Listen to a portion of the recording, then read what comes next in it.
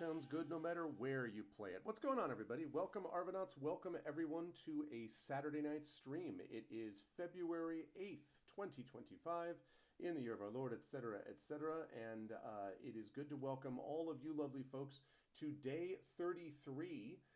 That's right, it is, in fact, day 33 of Expedition from the Mysterious Peaks in the session that we are calling Return to the Barrier Peaks. Very exciting to welcome all of you. I am doing this live from the road, live from Farpoint with the power of ArvBox 2.0, which I have mostly worked out, although again, because this is a somewhat new computer, and then I'm going to get to do this all again in a few months when they actually swap this out for the full new replacement computer instead of just the loaner. But anyway, so there may be a couple of, rough edges, but we should be, I think, in pretty good shape for this as we get ready to go for tonight, and I am very excited for that. Before I go any further, a couple of reminders about ways to support the channel. If you haven't done so already, please follow the channel. Please check out our YouTube at !ArvTube. And if you are watching me over on YouTube, welcome. It is good to see you all there as well. I hope everyone is doing well. And in fact, if I fire that up, let me just make sure that seems to be running properly, I think. So yes, that seems to be going as well. !ArvTube, please follow me over there. Thank you for those of you who have subscribed over there. We are closing in on 1,100 subscribers. We're at a new record. So every new subscriber is a new record for the YouTube channel. So please do support us over there. That would be much appreciated. Discord is !ArvCord. You can hang out with the Arvanauts in between streams. Twitter is !ArvTweets. Blue Sky, !ArvSky. Definitely follow me over on Blue Sky in particular. That's the place that I'm going to be using as my micro-blogging site or whatever the case may be when we actually get there. So please do that. Let me see. The website, arvanelleron.com. You can definitely check out our Hearthglow podcast, which is the limited run podcast set in my Forbidden Library universe that is going to be coming to an end with a live performance in April at Sacred Heart University. And I'll have a specific date on that soon, within the next week or so, actually. But you can check out all the previous audio recordings of that. We're going to have one long recorded form as well that we're going to be adding to that down the line. So yeah, I'm very excited about that as well. That again is at arvanelleron.com for all of those sorts of things. And don't forget to check out Gen GMs, which is the DM and GM tip show that I do with one Mr. Zach Clay, about whom more in a moment. !Arv Shop is the merchandise area for the channel. You can get cool swag for yourself and cool stuff for the channel. The Patreon is !ArvTreon, trying to build that back up into triple digits. You can get unique stuff for you, including character backgrounds, epic poems written about you, writing critiques, and a whole bunch of other things if you go over there and support, including inspirations to help our players in their tabletop endeavors every month. You can also do that by subscribing to the channel and getting those custom sub badges and emotes to use here, there, and everywhere across Twitch, so please do that. And on the publishing front, !Icarus, my graphic novel from Athos Arts, !Library, that's my Tales and Tomes, The Forbidden Library, my 5e adventure and sourcebook from Alligator Alley Entertainment, and !Greyshade, that is my Greyshade IP, Greyshade, Renegade, and Heretic, the Grey Assassin trilogy, available from the amazing Athos Arts. You can also get the audiobook of Greyshade from our very own Trent Sparks there, and you can pre-order the tabletop role-playing game of Greyshade, which is now in edits and is going to be coming out from Brandon O'Brien, the lead designer, and Alligator Alley, the publisher, which is of course the sponsor of this campaign. They will be releasing that in summer of this year, so now is the time to pre-order that and get in on the ground floor on that awesome new tabletop role-playing game. And as always, !BLM, Black Lives Matter, important to affirm and assert the significance and importance of Black lives. !Help Now, the World Health Organization page on suicide prevention, important to reach out to others when you need help and reach out to others when they need help as well. And !Ukraine, UKRAINE, to help the people of Ukraine as they fight back against an illegal and illegitimate war with bravery and courage, and send the message we'll do so for others in that situation in the future. Quick note on schedule, we've got this going on tonight. I will then be back on Tuesday, back in Wind Coast Studios, where I will be doing the gamebook illustration stream with Tari Toons, finishing up finally Skylord. That's going to be good. And then I'm going to be playing some Airborne Kingdoms over on GogCom's Twitch channel in Pen and Pixels. Then on Thursday, I will be back on my own channel with finishing up Caves of Kood. We'll be wrapping it up for sure. And also wrapping up Neva, two of the previous Patreon Field Chat Chosen Game of the Months. So we'll be wrapping both of those up on Thursday and getting ready for the new game, which is called Cryptmaster, and that'll be the one that we will be doing later in the month. And then this coming weekend, I will be off because I will be in Boston at another conference called Boscone. So no stream coming up this weekend unless there's an impromptu one, but pretty much not likely. So that's the deal with that. But otherwise, I think we are ready to go. So I'm going to unmute myself and apologize to anyone I accidentally interrupted because I couldn't hear them. And then I'm going to unmute them. And last but certainly not least, if this all goes well, I'm going to head over to reveal to you the crew. And I see that the crew is here. They're on my screen, although they are slightly out of sync from where I thought they were. But I will fix that problem in just a moment. Nope, that's not me. Nope, Zach is not LaShawn. There's that. Okay, that's close, except that Rhiannon is not Toya. So let me just change that up to there, and then let me move that down there, and then, no, not quite.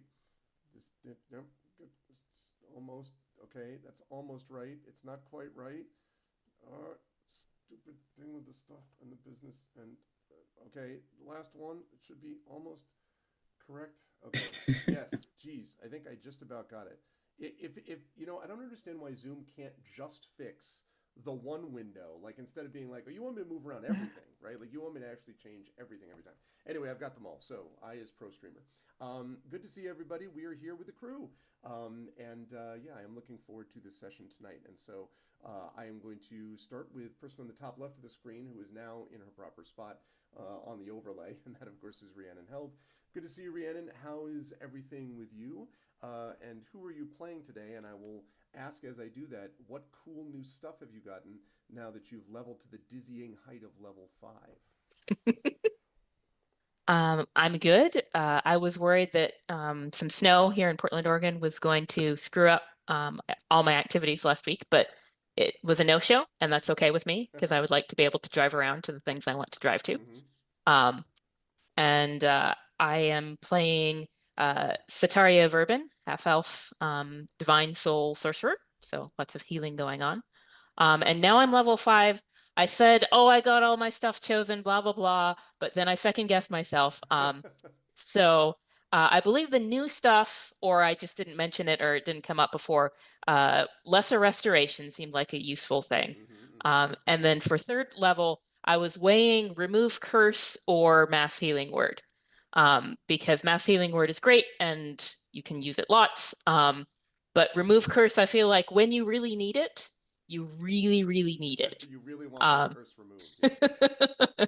So just in a sort of party sense, I was going to ask people at my part of this which they liked. But I'm sure we have to do the rest of the introductions now. So Okay, we'll be thinking about that. We'll come back to that decision.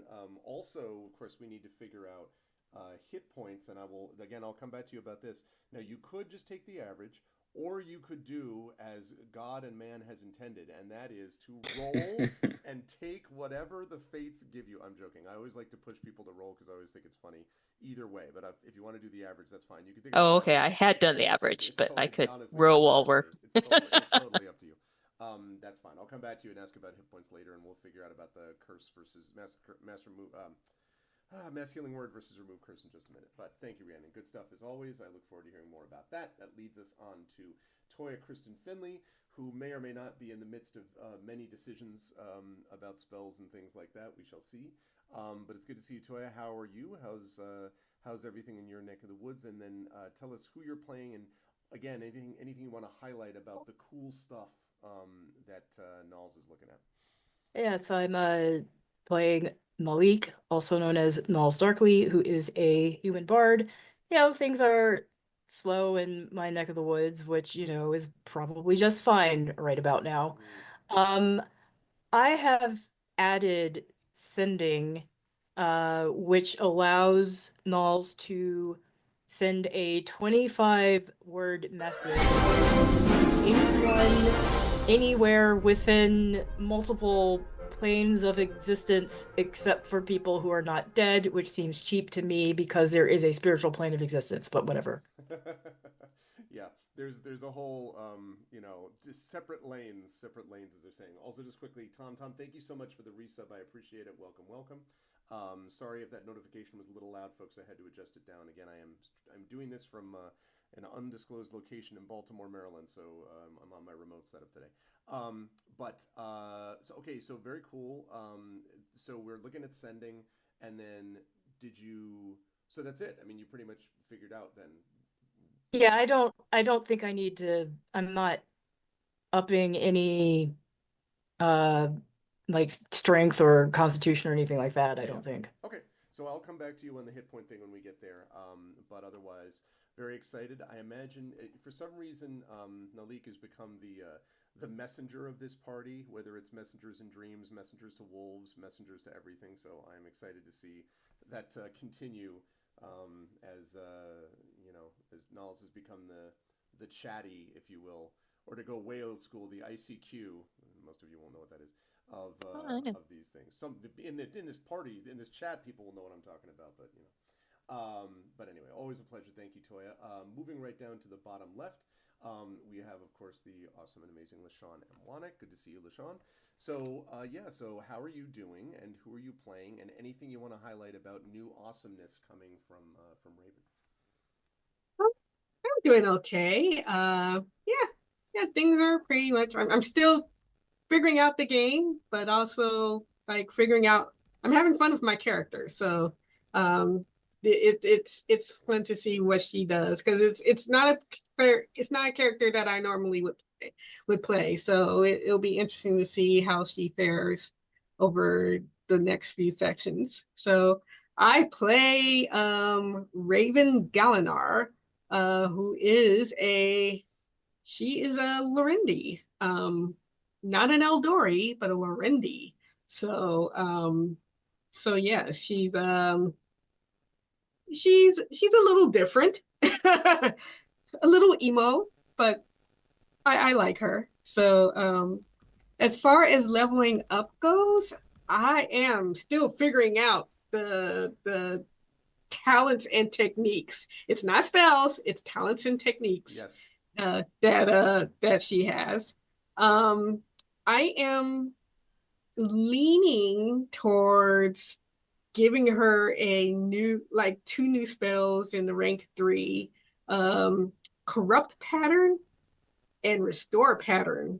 So it'll be fascinating to see what I'm still working of I should be able to get them because I think they're rank 3, but which is as a that's as a 5th level character I get. So but yeah, I'm thinking about getting those. When I return to you, we will know one way or the other, but that's going to be cool. Chat, they said that I was much quieter. Is this any better, Drew? Because we had a little issue with my microphone giving some static to the players, which was not so great. So I'm just checking to make sure. Is this better? Can they hear? Can chat hear me okay? Not well enough. Bump it up more. Bump it up. Okay, also, Zoom people, tell me if all of a sudden you've been hit by horrific static and if that's terrible. Static is back. Mm-hmm.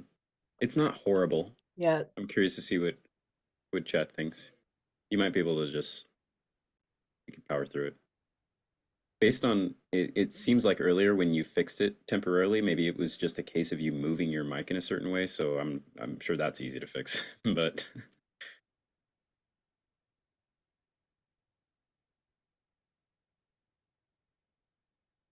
Greg, are you there? Greg, we can't hear you. Where'd we go? Oh, he's muted. There you go. Oh, and he's unmuted. Now he's muted again. 5, can you hear me again? Yep. Now he's unmuted. So you can hear me. Is it staticky? Now we can. Hello, 21256 staticky? Okay. All right. No, it's fine. not static. Okay, all right, so now I've upped the ante on, how is that, Drew? Check 122. I appreciate the troubleshooting. Really wish that we didn't have to do it, but sometimes. Oh, technology. Yeah. Oh, technology. 1, 2, 3, 4, 5, 6, 7. How's that, chat? Still quiet but better. God damn it. Okay. Try to turn yourself up again. Yeah, well, 'Cause now this- yeah, that's what I'm going to do. I already did sort of max myself out in OBS, which makes me nervous. So I'm going to see if I can fix that in Yeah. Windows settings. So Here, let me bear with me just a unmute. second. Okay. Is the static horrific for the people in Zoom, first of all? It is quiet. It's not awful. There's some Yeah, it's room fine. noise, but it's very subtle. It's fine. Okay, and how about people in chat? That's way better. Yeah. Okay, so I know what it was doing then. So let me know. Is that Yeah. now And- about on par, Drew, with the volume of the players? Check 1 2, check 1 2. Yep. Buckle my shoe, Hello. etc. etc. Checking. Yeah, and I just listened back to the stream real quick. I think seems good. Okay, that's way better. All right, cool. All right, good. Thank you very much, Drew, for doing that. You can always tell the person who also streams because they're like, Yeah, we want to know. they're like, no, it's fine. And then you listen later, you're like, what the frick? There's nothing fine about it. Okay. Great. Okay, so sorry about that. Who was I talking to? I was talking to LaShawn. I said LaShawn was awesome and heard about all that. Okay, great. So last but not least, we move on to Zach Clay. Also Hi. awesome. Yeah. And Zach, it's good to see you. How are you doing? Who are you playing? Any cool new stuff from one Dr. Jaraxxus? Yeah, I'm doing pretty good. Very, very busy. It's funny, my work week is such that I work on the weekends. I am all the busiest parts of my week are on the weekends. When you work in entertainment, I guess that's how it goes. So I even work tomorrow on the Super Bowl day, which is funny. I have no relation, nothing to do with the Super Bowl. But regardless of all that, tonight I am playing Dr. Jaraxxus, your favorite intergalactic celebrity, who is now stranded on a planet with no internet access, so I feel bad for him.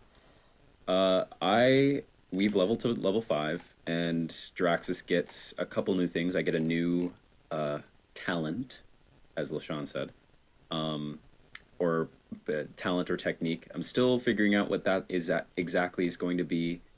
And I also get a new complex pattern, which is essentially like a warlock eldritch invocation.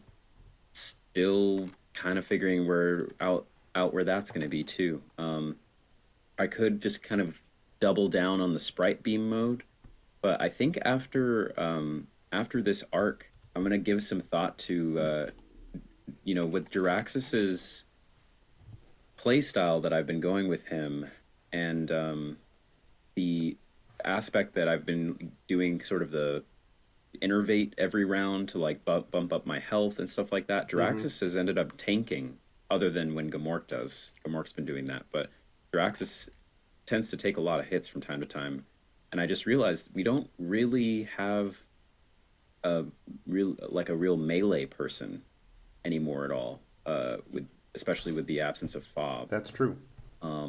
So I might be giving some thought and would talk with you, Greg, after we finish this arc about maybe making some shifts. Okay. For some things. So yeah, I'm thinking of what a tanky melee Jaraxxus would look like, because I feel like it's more. You have a just sits in melee the back. wolf, but admittedly, Yeah, this is true. I tend to prefer, especially support NPCs. You folks are the players. Exactly. So I try Yeah. not to, take So that. we'll see. Yeah. So I'm gonna roll with the kit that I have right now. Did you you mentioned health when you were talking to Rhiannon first, but do you want the rest of us to do our health now? Well, yeah. So assuming you've picked, assuming you've basically picked what you want for the moment, Zach, Yeah. then I'll work with you, and then I'll work backwards. So, Great. So are you? No, we started at 21 out of 21. Are you taking the average, or are you doing what We're gonna fate roll, and the baby. winds? Okay, good. Oh, yeah. As you said, God and man and woman intended. We're gonna give it a whirl, and I'm gonna tell you what. I'm going to roll. I roll a d8. My con is +1. So watch, chat. Read 'em and weep Yep. as I roll a 9. 7. Ah, I'll take it. see. Fortune favors the brave. Ho, ho. Fortune does favor the brave in Fortune. this particular instance. I would not be saying so if I had rolled a 1. Madness. It would always be good. Yeah. Okay, so you're at 28 of 28, I believe. Oh, just to yeah. say. It feels great. All right. Yeah, the Jiraxis tank build is incoming. It's because you said it, actually. You manifested into existence like, we better make this guy Yes. beefy. Yep. Okay, so thank you very much. Good stuff. All right, so working backwards, that will lead us next to LaShawn. So, LaShawn with Raven. Are you, so two questions. Have you decided which of the two things you're thinking about doing yet? Because you had a couple of possibilities about corrupt pattern, I believe, and repair pattern, I think was what you said. Have you decided which of those? And then hit points, how are you going to do things? You're muted, LaShawn. Okay, can you hear me now? Yes. Yeah. So I was actually going to get both because Okay. Even better. yeah. Yep. So yeah, I might just get both. Because I basically have 6. I should have 6 talents overall. So I think. Yeah. So I'll choose those two. Okay. Um, So tell us yeah. tell the audience, tell the folks what that does. Those two ones. That's a good question. Yeah. Okay. So, what did I say? I said corrupt. Yes, I did. Yes. So corrupt pattern, that is, if I look in the handy dandy book, it's basically in one action, and I place a marker upon a creature that I touch, corrupting their energy pattern. So I make a melee channeling attack. Okay. On a hit, the creature must succeed on a wisdom saving throw, or their pattern becomes corrupted for the duration. When I use this power, I can choose the nature of the corruption. Oh, geez. Yeah, This is sounding more and more terrifying. Your pattern is corrupted. Ah! I'm actually quite, yeah, it's like, oh, okay, this is actually kind of angsty here. Yeah. Seriously. So I can either choose one ability score. While corrupted, the target has disadvantage on ability checks and saving throws. Nice.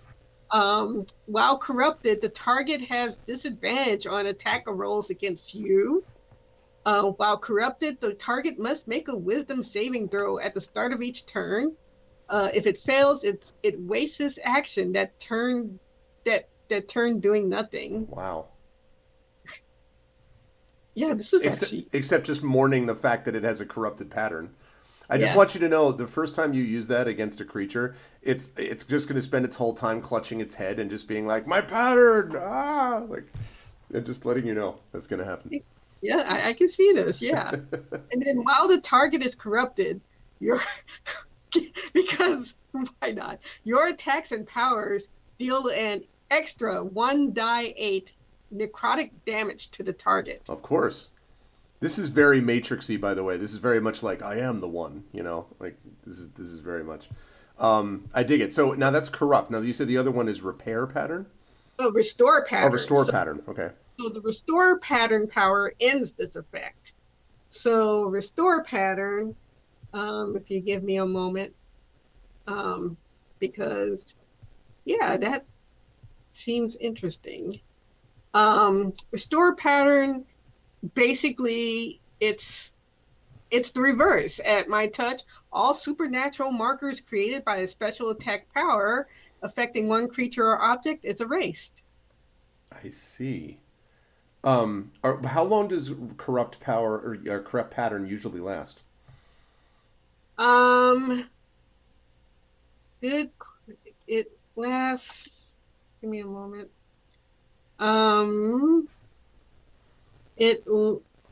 The duration, give me a moment. Mm-hmm.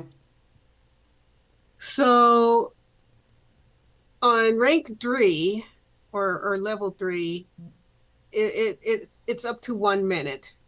Okay, and it's concentration? Is Yeah, what it's it is? Yeah. It's pretty awesome. At higher ranks, when I use the power at rank 4 or higher, the duration is concentration up to 10 minutes. Jeez. Rank 5 or higher, it's 8 hours. I'm just going to corrupt your pattern for Okay. And at rank 7, the duration is 24 hours. Holy cow. Wow. It's like, That's well, listen, by the time you get to where you're casting rank 7 talents though, you'll just destroy people without having to worry about their patterns. Okay, that's pretty baller right there. I like that. That's good stuff. okay, yep. Yeah, I think I'll keep that. That's pretty awesome. Okay. And Now, reverse, do the restore as well. yeah. No, that's right, exactly. Well, there is going to be some interrogation scene at some point, right, where you're just going to be like, "Do you want your pattern restored? Then tell me where the blah blah blah is." And you're like, "Oh man, it's like a Space 24 or something." Okay. Can I get from you now? Are you, LaShawn, going to pick the average of hit points, or will you venture forth as Dr. Jaraxxus, as Zach did for Dr. Jaraxxus, and get hit points based upon the whim of fate and chance? So I had actually done this because I was building my character up. So I had actually rolled. Okay, and I had gotten an 8. Haha, see? Hey, great. This is what I'm saying. But then I completely forgot about adding the constitute, like the Yeah. Oh, wow. So you rolled the maximum on your die then? Yeah. Oh, yeah. And then plus 2. Mhm. So 8 plus 2, so that's 10. So I'll put you up to 28, right? Yeah, am I still weak? Injured, you mean? No, not by no. You will have gotten the benefits of a rest, so no. Oh, That'll okay. be okay. All right. So I am now at 28. 28. Yay! 28 Yeah. hit points. Look Woohoo! at that. All right. Okay. So we've got you at 28. I love everything about that. All right, good stuff. I'm happy that we now understand this thing about the pattern. That we can all kind of conjure it and Okay, so now let me move up to Toya. Are you ready to tell us anything? So you got the sending, you got all that taken care of. So hit point wise, what did we end up with then? If you did the, are we? So Yeah. I don't know the mechanics of that. I just went through, leveled up, added the sending spell, and I have 38 hit points. Okay, so they just did the. Oh. So I was at 31. Yeah. Is that right? Yeah. So they gave me 7. So that probably means, because the bard is probably D6. So that probably, is it D6 or D8? D8 for Bard. If it's D8 and they gave you well, then that means they probably rolled, is what that means.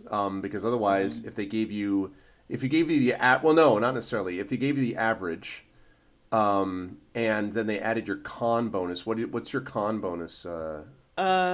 My constitution is +2. Yeah. I think. So then they must have taken the average then to get to that point, which is fine. Do you want to stick with that? Why would I screw around with +7? I mean, because you could get Oh more. yeah, that would be right. But yeah, it's a good point. Okay, so you're looking at what, 38 out of 38? Yes. Alrighty. Well, look at all these hit points, chat. It's a good thing that I'm going to have them fighting. I mean, not at all. Okay. Okay. Good stuff. All right. And last but certainly not least, so the average, Rhiannon, for Sataria means that you ended up with 22. 22. All right. All right. Hale and hearty, the whole crew. Okay. And Gomork has risen to some height that I won't tell you. You'll have to just figure that out for yourselves. Okay. All right. Well, since we have done that, then, unless the players have anything else that we were going to ask, I am going to fire up a little bit of music. Anybody really, really want me to take Remove Curse? I decided against it, but somebody could talk me out of it. Oh, yeah. Well, the only thing to keep this in mind is I can take that major healing word spell too. Or was it Lesser Restoration? So Lesser Restoration is staying, but that's for effects, I see. blindness and blah blah blah. Remove Curse is curse specific, so that's my third That's level what one. you were. So did Mass Healing Word have anything to do with it? Yeah, so it was curse versus mass healing word. Oh, okay. So more healing or Yeah. curse So to Toya's specific. point, And- I misunderstood. Go ahead, Toya. And Zach, you said at like level 6, because of the college I belong to, I'll be able to swap spells in and out every day. You said? Yes. Yeah, it says the spell you choose must be of a level equal to the number of creatures that helped you conduct the ritual. The spell must be a divination or necromancy spell. Interesting. So actually, there is a small limitation to it. So, for example, a healing spell like Healing Word is not divination or necromancy. But I'm basically getting a Still getting an spell extra spell, plus yeah. that. Mm-hmm. So I could do a healing spell and swap out divination and necromancy spells every day. So that is Exactly. on the table. So it sounds like curse might be better to Maybe. have that in our arsenal. Yeah. I would just hate, Huh. though, like you said, if you pick it and then you cast it like once per campaign. Yeah. You know? Yeah. But hey, that once is such a good one. You're exactly right. Like if we encounter it, damn, will we want to have it? But Yeah. So somebody was calling that the other day bat shark repellent. Yeah, exactly. That one He- spell that when one you spell. really need it. Exactly. That's funny. Oh, It's up that'd to be you. And the thing is, so because I also have healing spells, right? I just try not to use them so much when we're in battle because of the way my battle spells are. And if you have major healing spells, then you can use them, and I can use the battle spells and use the healing spells in like very like last ditch effort sort of thing.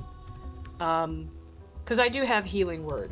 I have healing word, and no, that's the only thing I have, and I have it at all levels.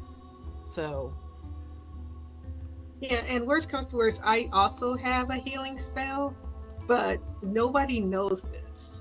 I have mend, so, but I want to point out, LaShawn, that the first time that Raven tries to use it, after people see Raven having corrupted the pattern, they're going to be like, "Yo, I don't want your healing, okay? I'll heal your hearts permanently." No. So I have one healing spell, but again, it's at 3 levels, so I could cast it a bunch of times Yeah. Yeah. I think in we'll be- theory.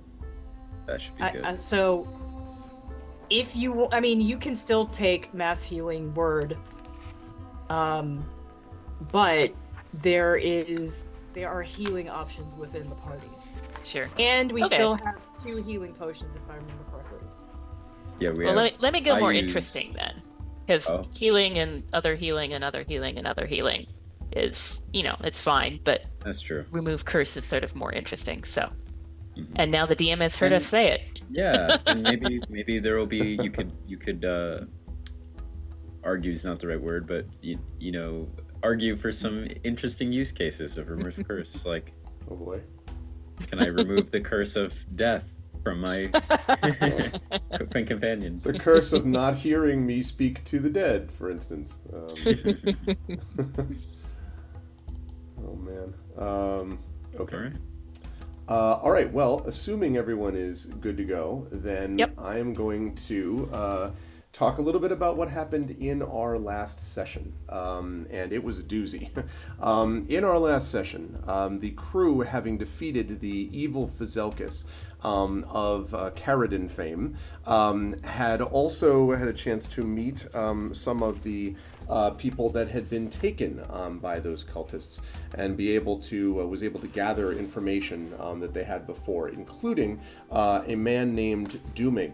What they discovered from Doomig was that Doomig had basically let them told them that he had been one of the original guardians of this place, sort of the creator of the place before the Caridin had broken through and basically taken it over. And for a huge period of time, 2 centuries, I believe is what he said, they had basically kept him and attempted to poison his mind. But his own knowledge and skill had enabled him to resist being taken over basically by the Caridin.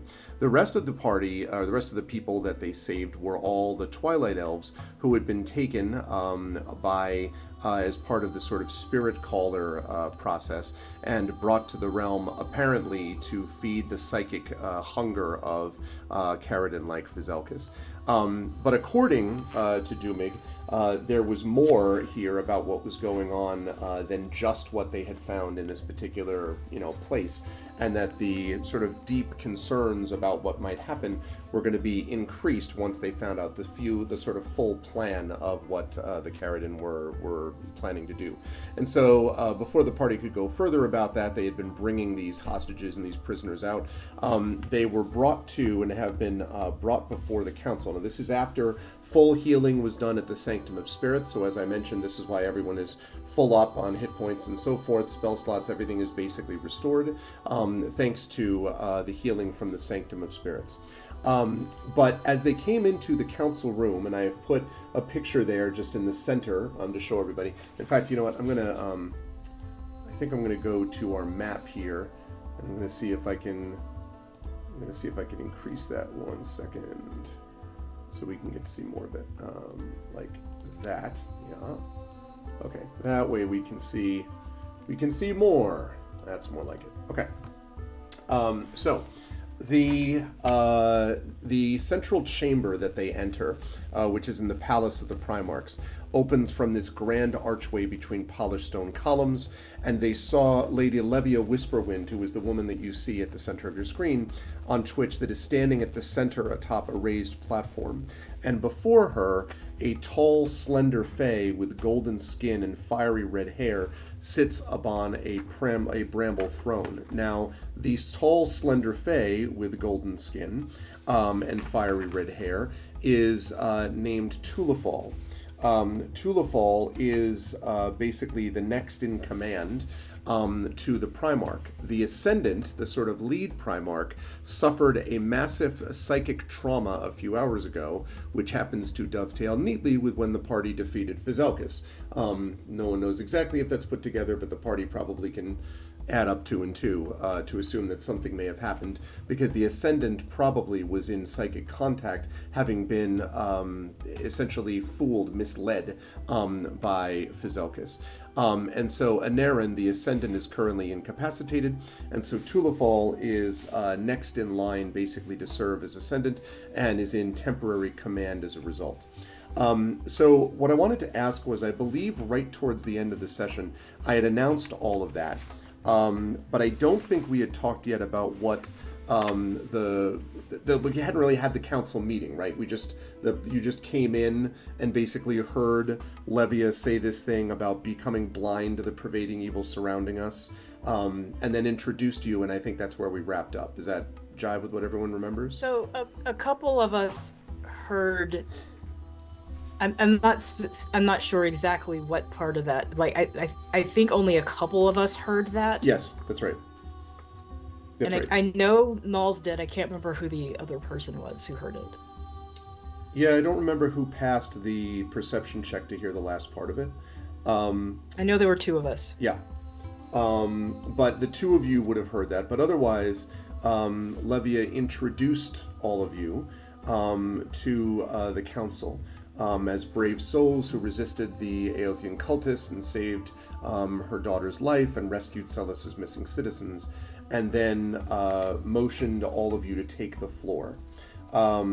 And so now I guess the question is, what does the party, as this is the case, as you're standing in front of the council, which, as you can see, there are all these nobles and other Twilight Elves surrounding, sort of looking at the stage, and you don't need any special abilities to be able to tell that there's a deep sort of like unease about the place. And so when you were asked to take the floor, I should have also mentioned that there is a good deal of whispering and murmuring at the site of Gmork, who, unless you told him not to, walks up onto the stage and then curls up basically behind Knowles with his head on his paws and is kind of staring out at everyone. So there's a bit of whispering about that. But otherwise, everyone is anxious to hear what it is that you have to say. So my question to the party is, what do you want to convey to the nobles and the council? What do you want to convey to them about what you learned of Fazelkis and all that kind of information? So, quick question in regards to that. Doomig is with us, Yes, Doomig is with you. as well as what I'm blanking on the name of the friend who had been kidnapped, and she was the first one out of the pods. That would have been probably Mavra, Whisperwind. Not Oh, it was Strika. not You're Mavra. talking about Astrika? no, No. the friend Oh. who was gone, The who was first- kidnapped. Oh. Of Yeah. Mavra. The artist girl Right. whose house we went into. I already Yeah. forgot to. I'll race you to it. Yeah. Hang on a second. As soon as I see it, I'm gonna be like, oh, And she had a nickname. yeah. Yeah, I'll find it. Wait, my question is she also here? Yes. Okay, as so well. all of the kidnapped are here too. Yes, except for those that were too kind of, almost unconscious. Oh, Nihilestri. That's who you're talking about. Nihilestri. Yeah. Yeah, Dang yeah. it! I just And- found it too. Yeah, Nihilestri is there too. Not all of them are there. There are a few people who are very weak and are still back at the Sanctum, but the rest of them are there having been, healed. Although, of course, healed is relative. There's obviously going to be a lot of trauma that these people have to process as well. But for the most part, they are at least healed. So yes, Nihilestri is there. Mavra is there. Obviously, Levia herself, the Levia Whisperwind, the matriarch, is there, and of course, also Elu. Is there too, and is listening to her mother, Elu Whisperwind. So as far as what we want to convey, we get to talk shop about this first. Is what you're letting us do? Okay, I'm basically letting you talk about that, yes, although not Yeah. taking too long to do it, because right. Well, because it's such a to learn that everything you believed is wrong is a cataclysmic upheaval. And I'm glad that Doomig and the kidnapped elves are here Yeah. because they lived through it, Mm-hmm. and they are also people that the community, well, they don't know Doomig, but they are people that the community trusts and has been very concerned about, and we're concerned about what happened to them. Mm-hmm. Also, they need to understand what happened to the Ascendant, and that it is that his psychic trauma is connected to Fazelkis, and that Fazelkis is a Caridin, and that these Caridin are all over the world, and the Caridin are also responsible for the Whisperwind's dead son. What an easy convo for me to start you all What with. an It's gonna be great. easy combo.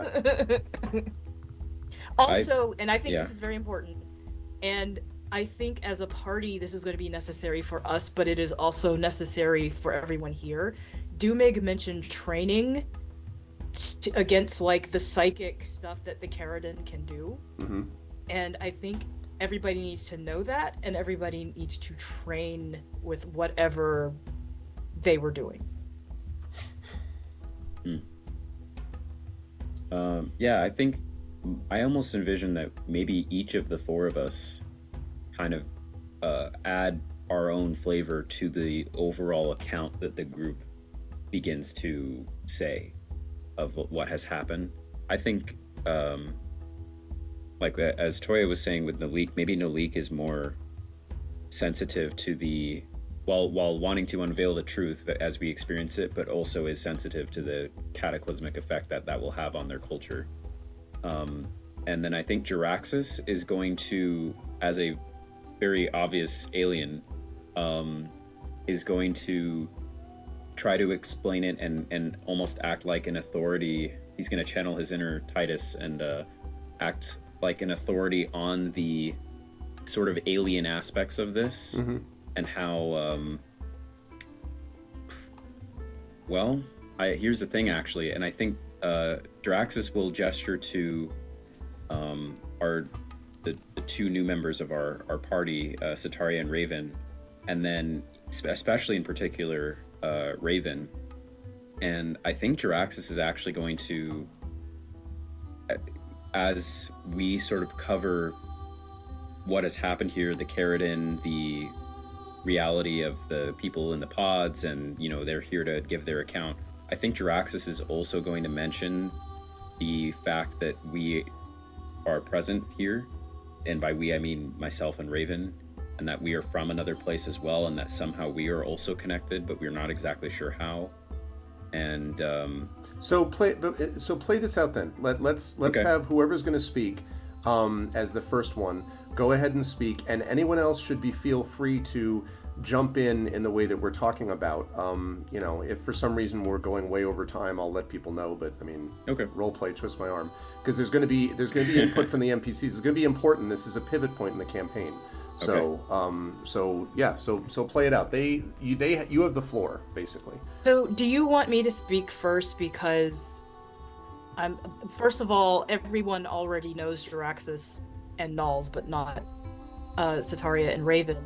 But also because as Jaraxxus is the alien, and the rest of the people here would be kind of like, oh. So, do we want Nulls to kind of lead into the shocking revelations here? I would like that. Okay, so Nulls is going to come forward, and she's actually going to gesture towards everyone who was kidnapped. Okay. And she said, "We have found the kidnapped of this community. And their story is the story of trauma and deceit."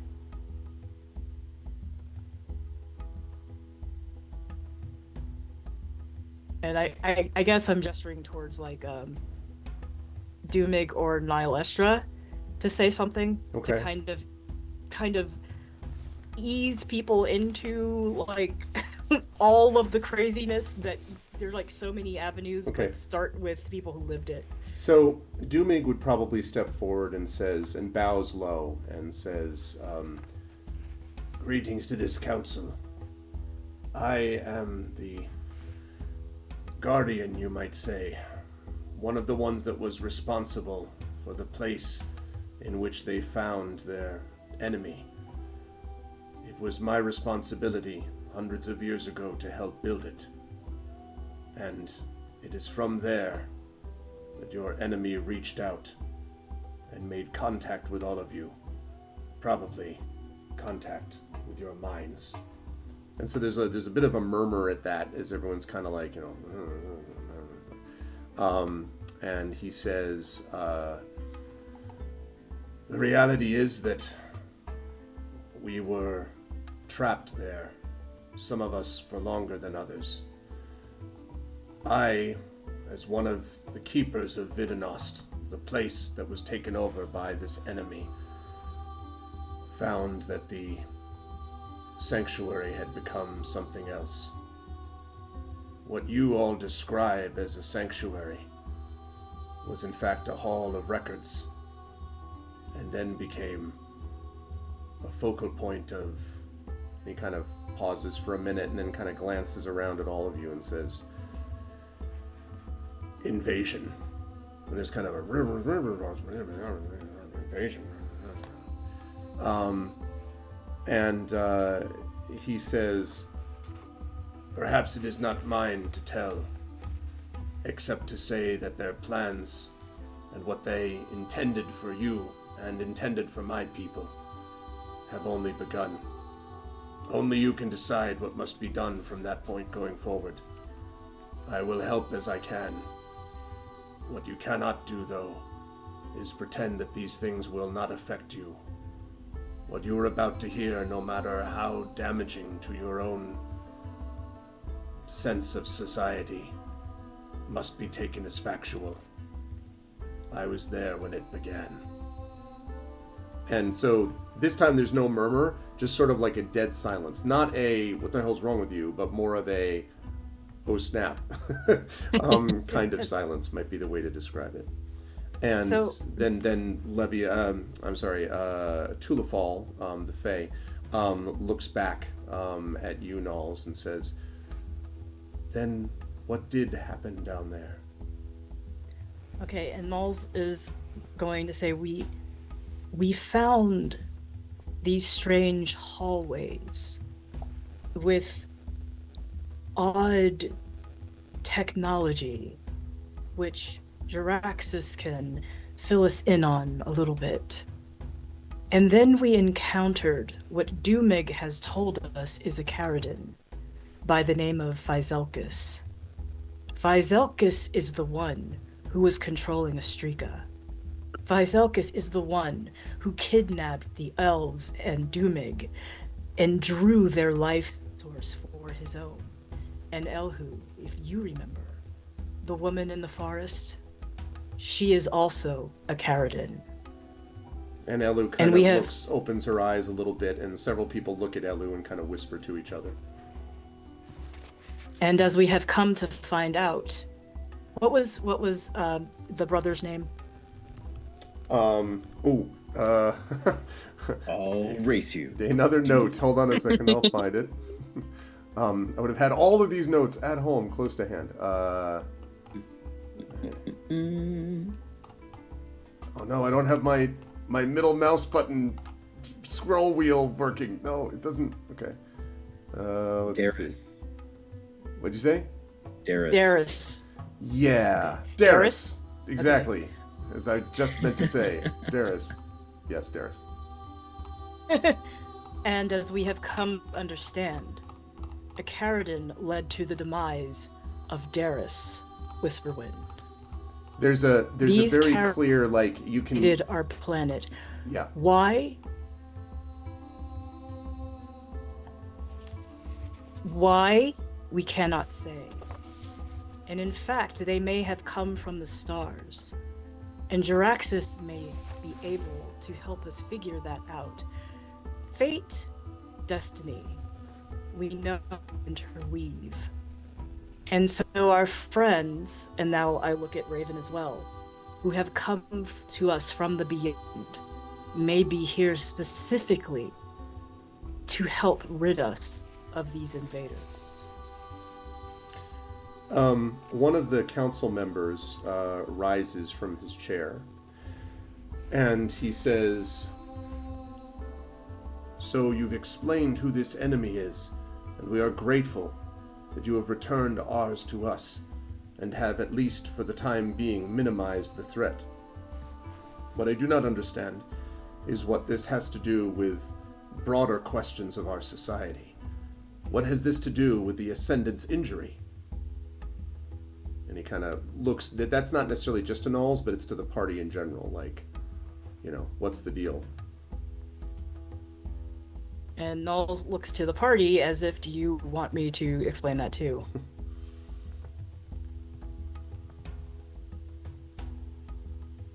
Yeah. Jaraxxus will nod his head.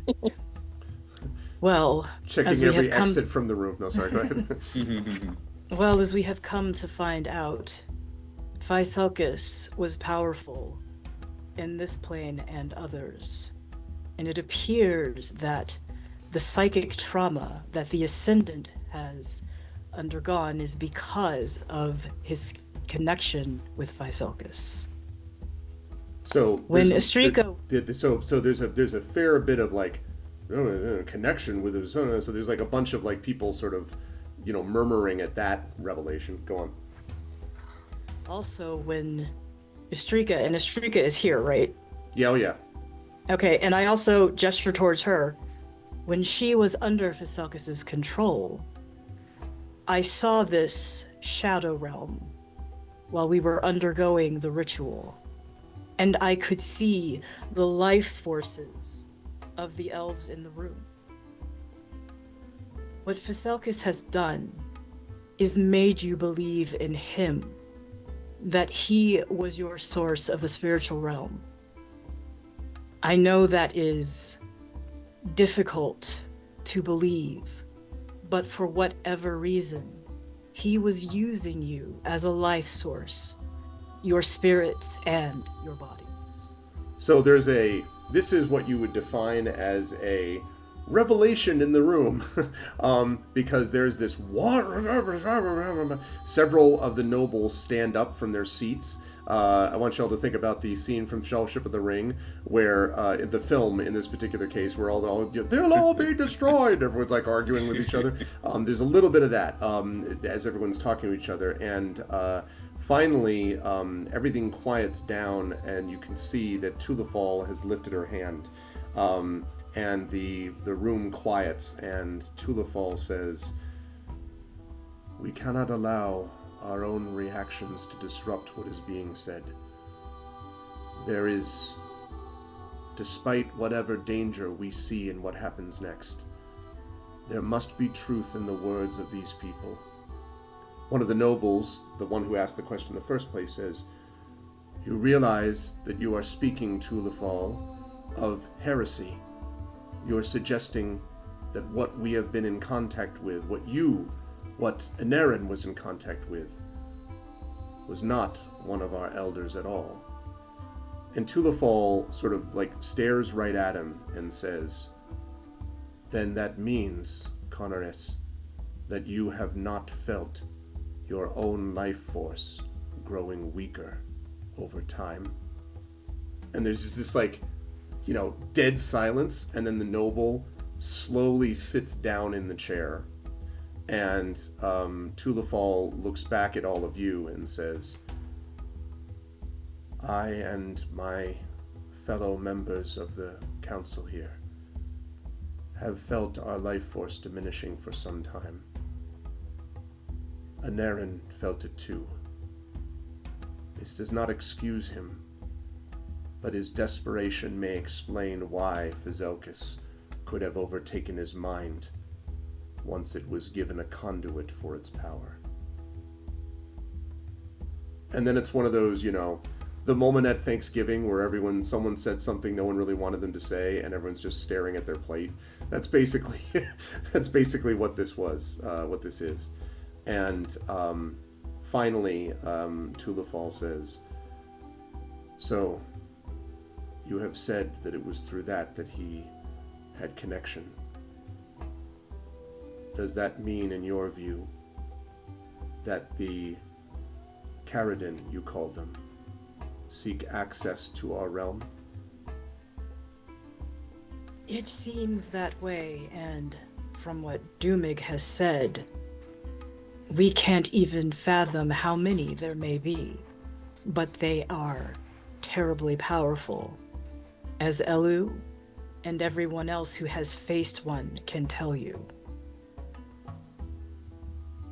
And Elu, who is standing next to her mother, nods, and she says, "Members of the council, my mother and I have told you precisely this.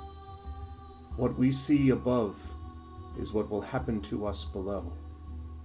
And she turns to you, party, and she says, "We have received word in the last day that Aothians, members of the cult that killed my brother, have invaded the towns of New Camimport and First Span in the Badlands. Also, dignitaries which my mother sent to Renvarith have not returned. That includes my father. We have not heard from him, and perhaps now we know why." Now, I have a quick question, because I believe, if I'm not mistaken, Sataria, that you were from Renvarith. Yes. So, I'm curious. This is not to make you do anything if you don't want to, but this is the first time you've heard this also, that dignitaries sent to Renvarith have not returned, and magical attempts to communicate with people in Renvarith have failed. I mean, she'd visibly react, but I don't think she'd Okay. Step forward to say anything. Okay. Okay. So she says, so Elu says those things and then falls silent. And Tulifal says, is there anything else? Anything that you discovered that we should know? Anything Well- more? They all seem shaken. Yeah, badly Well- shaken. I don't want anyone to leave here without hope. We've defeated two Caradon, and Dumik has said there is training available to fight them with the mind. I think we should listen to him and anything he could offer us in that regard. And Dumig says, I will indeed do what I can. It will take time, and time is a commodity none of you may possess.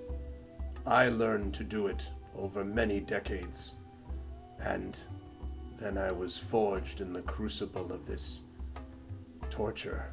You can see his sort of like his face maybe winces slightly as he remembers the 2 centuries of this experience.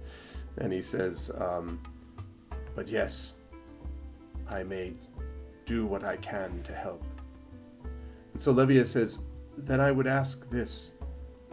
The Caradon, what you say has been unheard of in our world before now. But if it is true that one reached out to the Ascendant long ago, that means that they must have been on Sereth, in Camria, on our planet, for at least that long. There was an event spoken of by my people. The arrival of technology, which forever changed our planet. And Dumig nods, and he comes up to next to all 4 of you. Well, 5, counting Mork. And he says, I am one of the few left alive who remembers the Empire before the fall. And in those days, many forms of Magitech technology were created, using special forges. The first of those forges was built in the ruins of a vessel, a massive ship. It crashed into a mountain range spanning between the Worm Spine and Ice Dark mountains. We, the dwarves, call these mountains Kar Hestrin, but you referred to them in the ancient days as the Barrier Peaks. Now, if you take a look on your handy-dandy map on Twitch, you will be able to see, and I'll zoom this in for the players as well. So here we have Camria, which was above the sky, of course, that several of you escaped from. And then we have over here Renvarith, which is, of course, as I said, familiar to Sataria. And then down here, the Barrier Peaks. You, Nulls, and Dr. Jaraxxus went through Wormwood, you might remember, which is where you met the woman that you've already made reference to, then went underground, and basically you were now underground more or less here. This is where the Barrier Peaks are, and this is allegedly where this crash site of a ship known as the Centurion came. This also, by the way, Jaraxxus, may be the place that you and that you originally found with the beacon that was going off was in that same ship. Oh. And just because it seems to locate in the same sort of area. And Dumig says that if there are answers to who and what these creatures are, they are likely to be found there. It is a place of great danger. Even we did not fully understand what it is that we found. And yet, it is a place that is the source of all that our planet became. And several of the nobles, one of the nobles says, and what we eventually fled from, you would ask us to return to the place of our own destruction. And Tulafal kind of just like is rubbing her chin, and everyone else falls silent.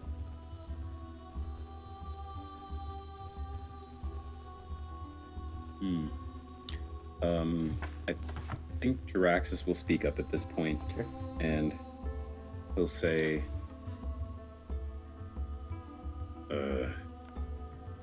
you mention a crashed ship.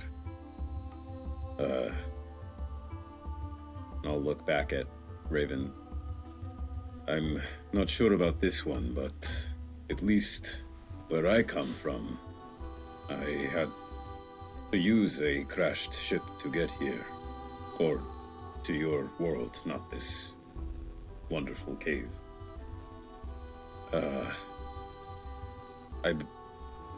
I come from a place beyond the stars. And if it wasn't obvious, but There's like there's no response, like no laugh. Everyone just is staring at you still. right, of course. Staring at you too. So That all to say that I, at least, have reason to take an interest in the crashed remains of that ship. But as it concerns all of you, Celis is a wonderful place. I have enjoyed my time here very much, and I am sorry for the trouble that all of this has caused. But admittedly, these Keratin are becoming a larger issue. My ship was tracing a beacon, a message, all the way to your planet. And this world, your planet here, is not really a part of our maps. As far as I'm concerned, no one knows where I am. And I am well known. If they knew, I would be found by now. So... And he just sort of freezes for a little bit, and that last sentence sort of sinks in for him. And then he looks back up and says, So, that all to say, we were very happy to help with this situation. And if anyone does have questions about the technology of what we discovered, then I and my other friend from Beyond the Stars here perhaps can elucidate some things. But yes, if there is reason for the investigation of this ship, I will gladly volunteer. But that is likely another issue. And Levia sort of pauses and then says, this is difficult. You say that you would volunteer, but you have not spoken for the others in your party. You who spoke first, Malik, you are of our world. Would you wish to investigate this thing that is in so many ways so foreign to us and our experience? I am always down to get rid of those who would seek to destroy the vulnerable. She sort of nods her head and she says, and you, and she turns to you, Sataria, you are from our world too, although you have not said from where. They don't know where you're from yet, Sataria, I don't believe. No. Where, and would you also be a part of this exploration, though we are unfamiliar with you? Well, I was attending Astrofall, and I assume she would know about that. Oh or do yeah, I- they all okay, glance at okay. each other and are like, "Oh, like, yeah, about Astrofall, yeah." And so just saying the rest of y'all, you might want to get your vaudeville hook ready, because Sataria is not great at public speaking, but she'll say, I was here and I made a joke about class credit, but it does seem like it would be a really good experience. But this problem with Renverith, and so it seems like it actually would kind of affect me. And, I thought it was just, some credulous kind of yokels, but, it seems like it's kind of a bigger thing. So, I mean, I kind of want to get in on this, I guess. Levia follows that and is like, kind of eyes raised, like, kind of a bemused expression, and says, we, as far as that is concerned, are planning to send those to reopen communication with Renverith. But in the meantime, any assistance you could provide is welcome. And she turns to you, Raven, and she says, but unless I misunderstand, you are not from our world either. Our laws and customs do not have hold on you. If you wish to do this, it must be because you have chosen it, not because you are forced into it by convenience or by coercion. Would you wish to explore this ship?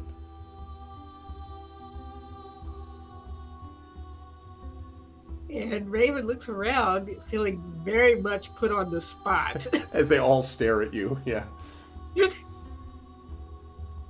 And she leans over to I forget who is speaking. Raven forgot who is speaking. Well, it was Levia is speaking right now. That's Levia, yes. Who is the mother of Elu and of Mavra Whisperwind, very high up in the Twilight Elves. And she says in a very low voice, do I have to answer now?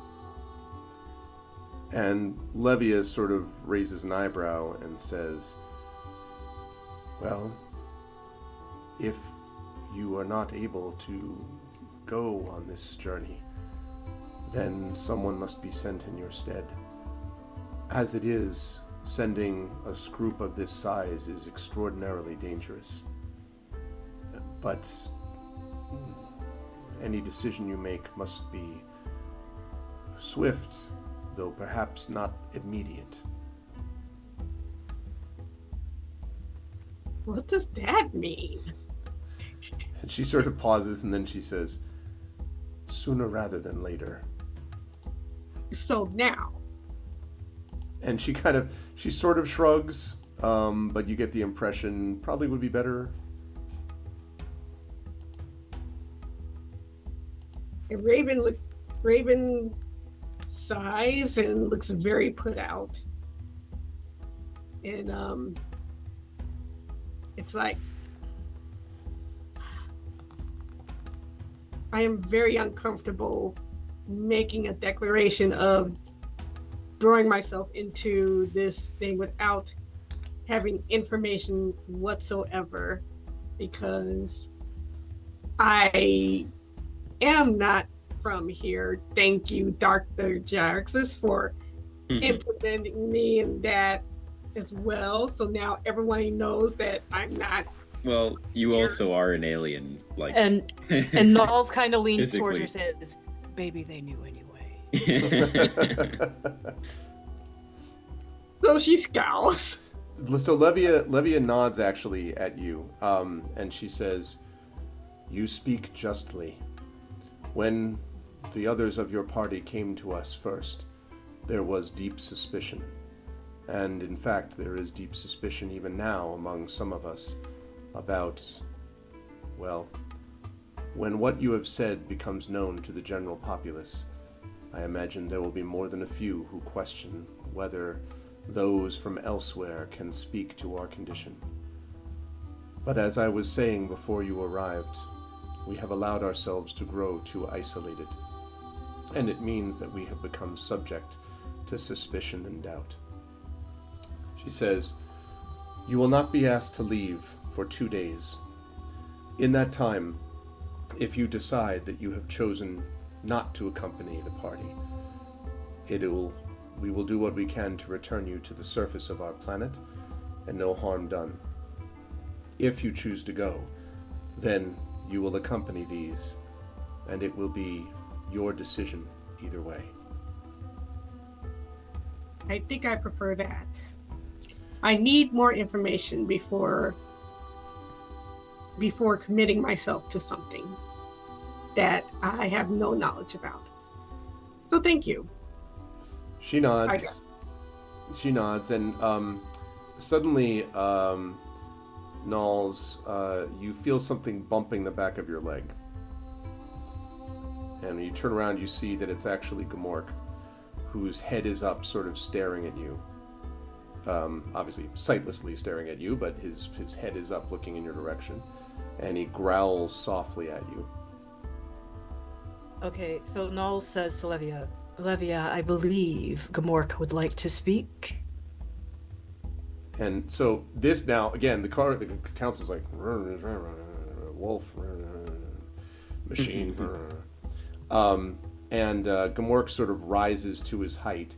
And even then you can almost get this sense that a little bit of the council slightly backs up even as he kind of rises to his feet. And he kind of growls softly again. You have any speak with animals left? I need to cast it, you have but Levia could... You have all your spells, so yes, you could theoretically do it. So he says, kind of looking up, and he growls to you and says, tell them, if you will go down into the bowels of the earth to seek out these creatures, then I will accompany you. My people have also been singled out. None of these. And he kind of looks around, kind of moves his head sightlessly, from side to side. And the council is all just staring at him, of course, because all he's been saying is growl, growl, growl to them. If any of these knew what they faced, they might perhaps not wish to be sent or send you. But I will see this through. Tell them that even the monster may have its moment to speak to something larger than itself. If this pack goes into this place, I will go with them. And then curls up and sits down and curls up. So Nulls relays that message and then says, Levia can attest that everything I've said, the wolf said, is true. Levia kind of nods slowly, and the council is sort of like thunderstruck, might be the way to describe this. And Levia nods slowly and says, we have much to consider. Even our bigotries, it seems, have been exposed. So, there is an ancient path of underground tunnels which lead from the vein up to the barrier peaks. And Dumig says, I know of it. Magitech artificers once used it to transport goods and materials from the ruins to the principalities of Denkir and Asandir in ancient days. And Levia says, yes. Celis will muster its resources to learn more of this light of Eroth that you spoke of, Elu, and these cultists which now have taken over New Kamimport and Firstspan. We will try, and she nods at you, Sataria, to restore communications with Renvarith. And the council all sort of nods. Levia says, also, the ancient ship might still hold resources and equipment that might prove useful against the forces of the cult. If they are connected to the Caridin, we will need weapons of both. And there's sort of a general nodding from the council. And she lifts her arms, and the council sort of rises as one. And she says, whatever will happen, we must trust to our people and our faith, even if that faith has been apparently displaced. And Tulafal looks around and looks back at the sort of white crystal tree almost that you see behind. And waving her hand, the light brightens intensely.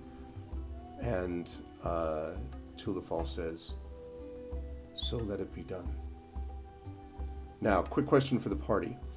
Does the party have anything else it wants to officially say to the council? It'll have a chance to say things to individuals, but is there anything like as part of the meeting specifically that the party wants to say? Is there anything that we missed? Maybe how Raven and Soteria got to the party?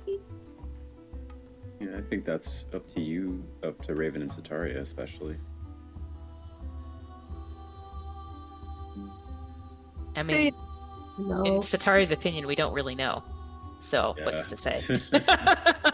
Yeah, they don't know, and in Raven's case, they don't need to know. Mhm. Okay. Yeah, no, I don't think so. I think we let the meeting conclude. So, I'm going to give you an opportunity to do what you want to do during the 2 days when you're preparing for your journey. And one of those is probably going to be a discussion at some point with Raven about what Raven has chosen to do. But before I get there, I do want to mention that before you leave, you will be given some gifts. So Love Levia, gifts. hold on a second. Oh, okay. Someone is apparently doing work at 9 o'clock at night down below in the hotel. I heard this buzzing and I'm like, there's no way that my mic is doing that feedback. There's no way. Okay. So, first of all, you are given 2 potions of greater healing. That's not per person, but it's just like 2 for the party. So, you can break those up as you like in terms of who wants to get what.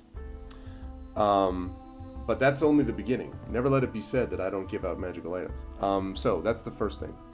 The second thing is you were given a bag of holding. Yes, a bag of holding. But there's something special in these. This is given to you actually by Doomig. And Doomig asks you to look inside it. And when you do, you can see, asks you to pull out what's already in there. And there are several ingots of this, what he describes as orichalcum ore. He says that orichalcum ore was used once to fashion powerful weapons and tools, and they were used at forges which were found within the ship.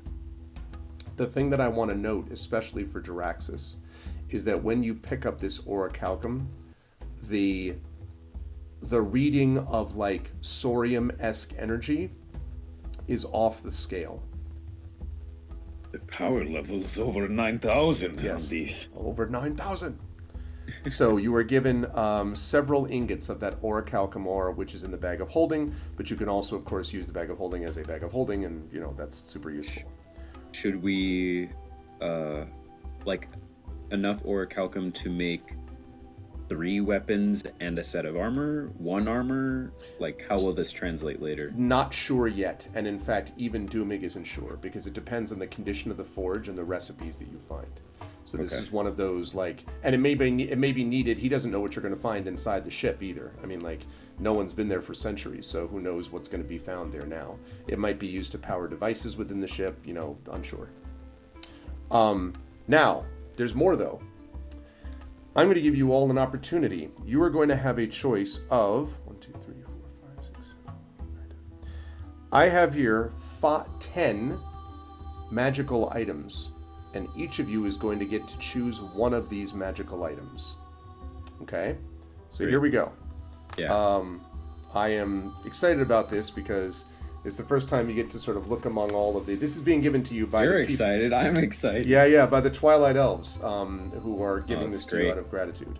Okay, and for those of you who don't know, you're about to hear about some cool stuff. Okay.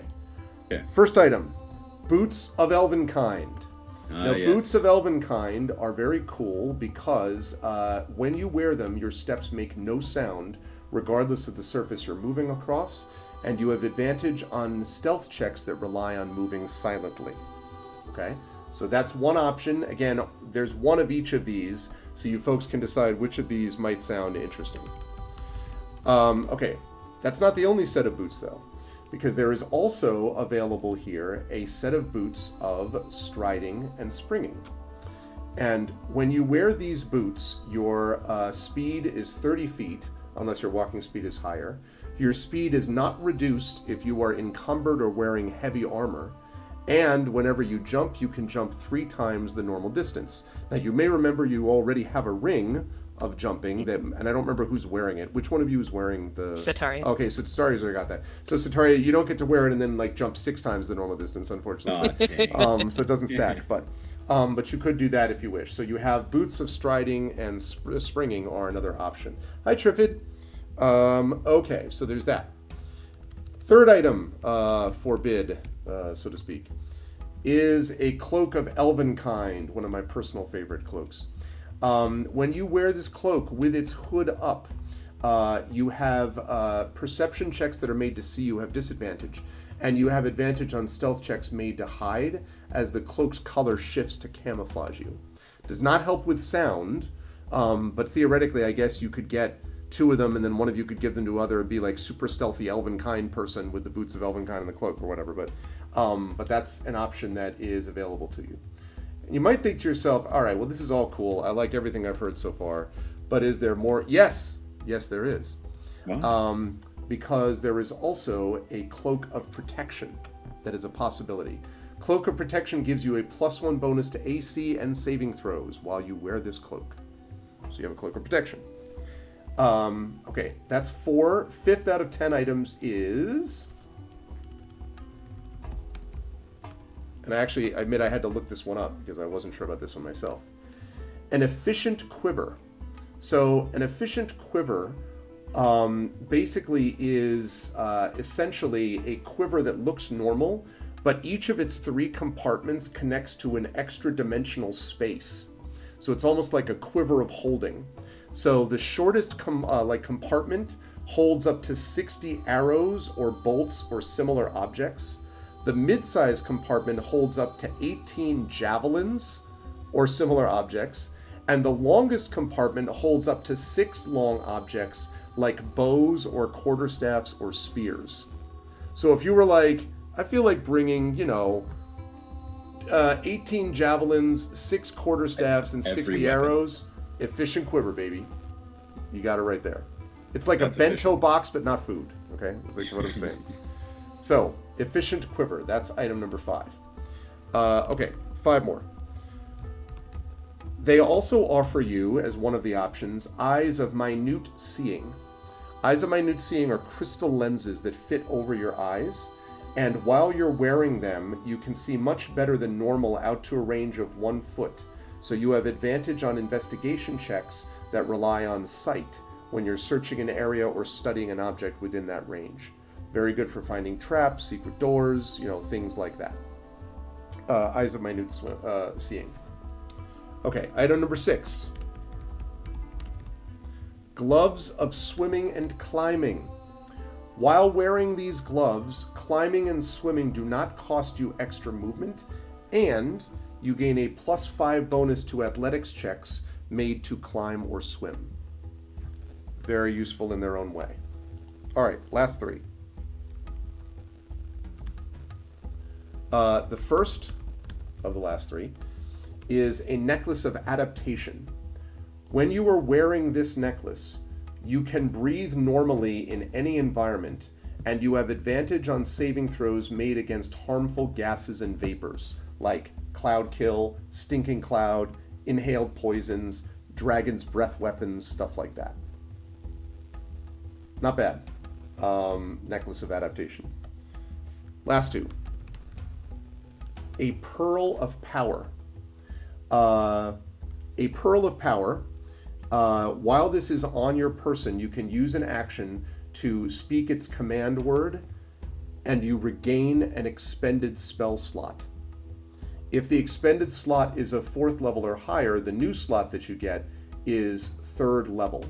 Once you've used the Pearl of Power, it cannot be used again until the next dawn. So basically, this gives you an extra spell slot, is what it means, which is certainly useful for casters. And then the last one is a Periapt of Wound Closure. What this is while you are wearing this pendant, you stabilize whenever you're dying at the start of your turn. Don't need anyone to do it, you just automatically stabilize. And Whenever you roll a hit die to regain hit points, you double the number of hit points it restores. So, choices are again Boots of Elvenkind, Boots of Striding and Springing, Cloak of Elvenkind, Cloak of Protection, Efficient Quiver, Eyes of Minute Seeing, Gloves of Swimming and Climbing, Necklace of Adaptation, a Pearl of Power, and a Periapt of Wound Closure. Now, very quick question. Sure. Because the good boy was part of the party and the good boy put in the work. Does the good boy also get an item? Yes. I'll say yes. Okay. I will say in particular, leaving aside things like the Pearl of Power, like Oh yeah, yeah. No, "Rrr, I have a slot back. Here's what I'm going to recommend for him, and I'll see if everybody else agrees.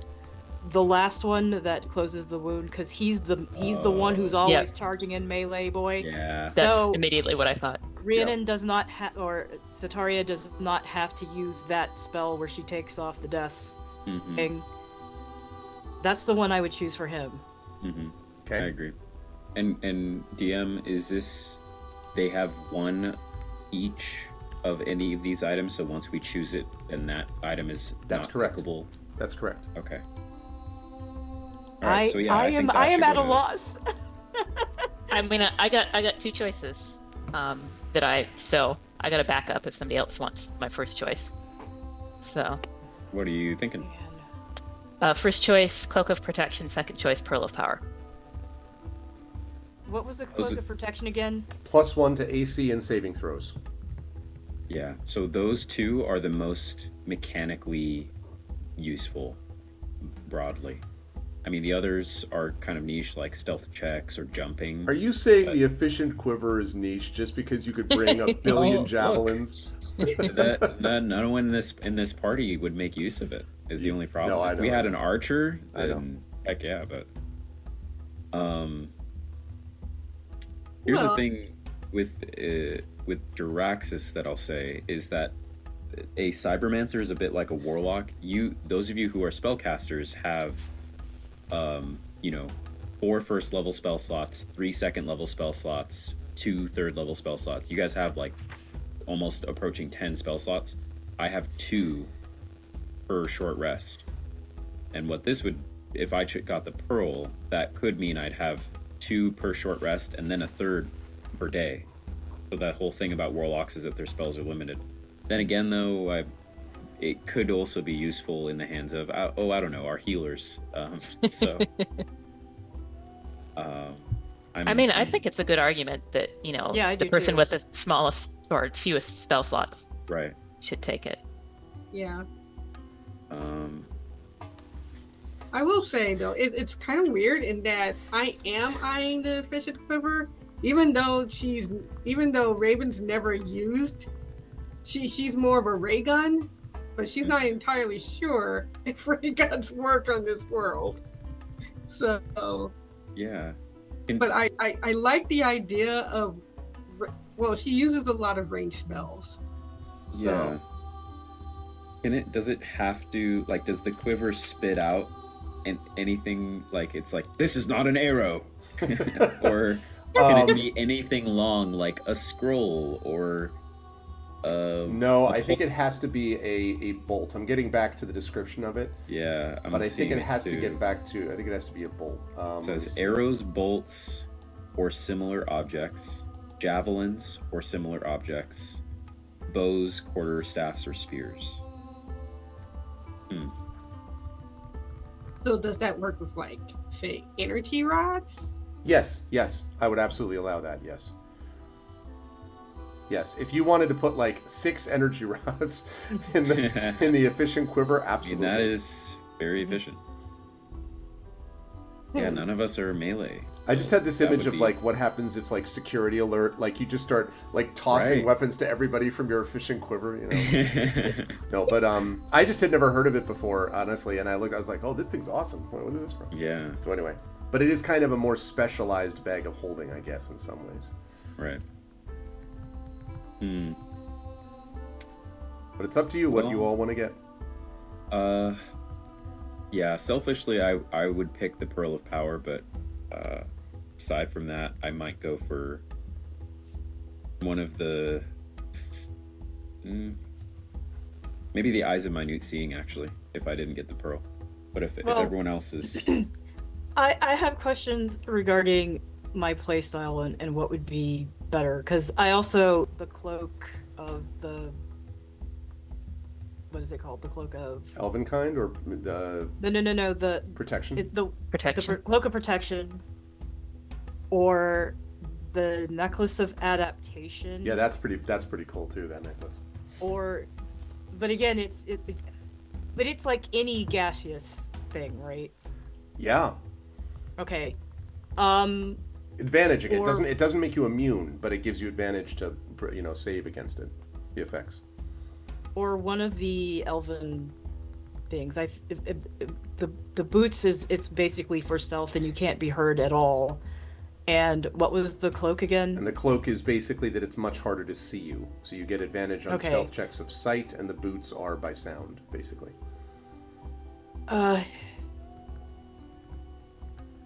Yeah, but I don't know which ones would be better for my playstyle. Some of the OGs might be able to tell me that. Yeah, I think they're just so situational that basically any character could pick them up. Like increasing your stealth. The Necklace of Adaptation is, again, it's almost like the remove curse argument of like, when we enter a chamber full of poisonous gas. Wow, glad we have that Necklace of Adaptation. Yeah, but only one person will have it, though. Yeah, exactly. So it's not even everybody. You'll have a So- survivor to go back and report on the deaths of everybody else. I mean, if anything, an argument for the quiver too is the fact that even if we actually don't use spears, javelins, bows, if we find those things, we can loot them and then sell them later for things we do want. So it is extra storage, but So here's a question too, because I actually do have bolts. I don't use the crossbow very often, right? hmm But like, could we put our bolts and things in that particular Sure. quiver, There- even though it's not ours? Oh, I don't see. There's no reason. It just holds up to 60 arrows or bolts from anybody. It doesn't matter who Okay, owns yeah, it. so it doesn't have to be like it's not specific to one person. Oh no, but if you're going to draw things from it to use, obviously you need to physically go to the quiver. So if you're not the one holding it, you can't just be like, I automatically reach out and Use the Jedi Force. style. Yeah, exactly. Yeah. So you'd need to Okay. retrieve it. Because taking something out of the quiver is just like you were taking it out of a regular quiver. So, but yes, anybody can put stuff in there as long as it fits the compartments.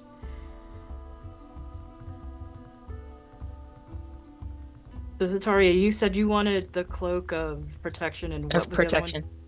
protection. I think the pearl of whatever makes sense. Okay, so for two Dr. people- Jaraxxus, so. Okay, so all right. Well-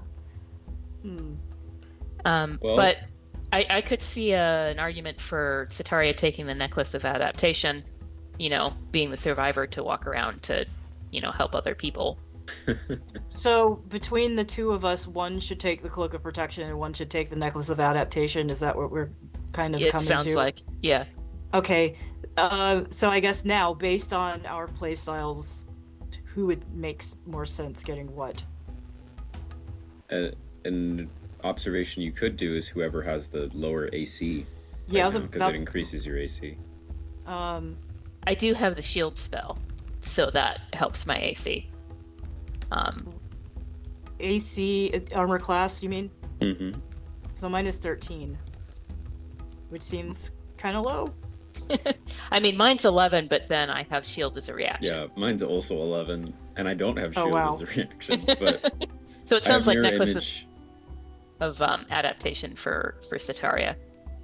Okay, and I then Consider too, though, the Eyes of Minute Seeing, because especially when we were in the dungeon, there was a lot of like investigating this thing that's right in front of you, this weird Yeah. technology. I was So- thinking of that, but my investigation is +2, so it's not high anyway. If somebody does somebody have like high investigation, because that'll add +1 to it. I think. Well, yeah, I have 5. Well, actually, it gives advantage. It not gives plus advantage, not just Oh. +1. Yeah. and I'm proficient in it too. So I have high investigation skills. Yeah, but we don't even know if you're coming with us, so. Yeah, this is true. This is true.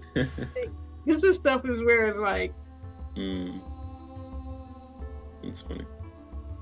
Okay, I will take the Pearl of Power, given the discussions we've had. Pearl of Power. Okay. Sataria, are you going with the necklace or with the cloak? With the necklace. Necklace, okay. So, Nulls, you're looking at the cloak, if I'm understanding this correctly? No, I'm going with the boots of Elvica. No, I'm going with the cloak. You go with the cloak, okay. Cloak of protection, to be clear, right? Yes. Okay. Raven, what about you? You got the elven kind cloak, you got the boots, you've got the minute seeing, and of course you've got the quiver that you talked about. There's also the gloves of swimming and climbing. The periapt is going to go to Gamork based on what you all said, so I'll put that on him. But what do you think, Raven? yeah, I'll take the quiver, but Efficient I'm quiver. trying to think of the circumstances of which she'll get it, because I think she will be very weirded out by everybody getting gifts, and like not entirely sure. But she is basically quiet and watchful as people take this, and it's like, okay, I guess I'll take the quiver. Okay. Seems useful. But then that would mean that I am basically saying that I am thinking about going to this thing. And she's overthinking all of this. Yeah. But this doesn't show on her face. Well, actually, I was about to say, once you've distributed, these magical items, I want us to take our break, but I will say right after we get back from the break, might be a good opportunity to talk, to have Raven talk to some or all of you about what Raven wants to do, and then we will set off, it sounds like, whoever many people are coming, to the ship. But we'll take a 5-minute break first. It is 9:30 Eastern. We'll be back at 9:35 Eastern. Chad, you are watching the awesome crew, members of Expedition for the Mysterious Peaks. I am joined by Rhiannon Held, by Toya Crispin Finley, by LaShawn M. Wannick, and by Zach Clay, who are doing a great job as always. And we will be back in just about 5 minutes and find out what happens as we're prepared to head off to a big old ship. Until then, everyone, please hold tight. We'll be back in a minute.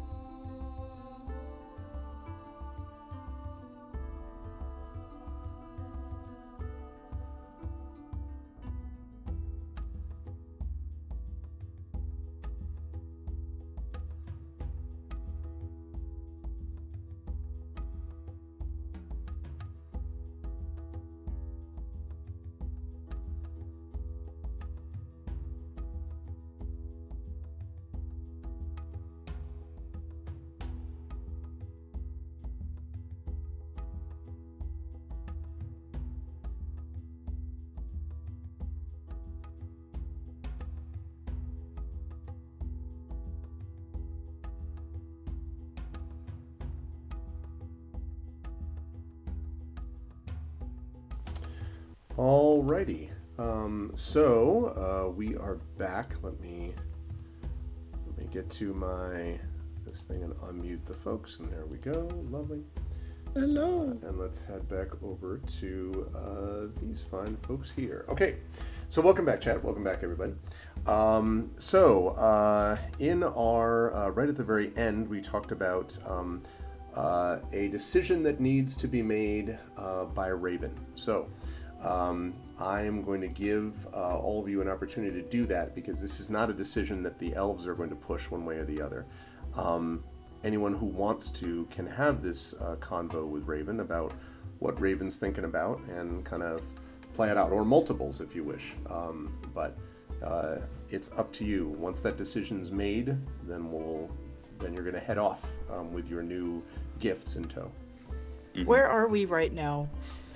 You are back at the Whisper Winds home estate, if you will. And what's the name of the sprite who Rel, I believe, Rel, okay. Yep.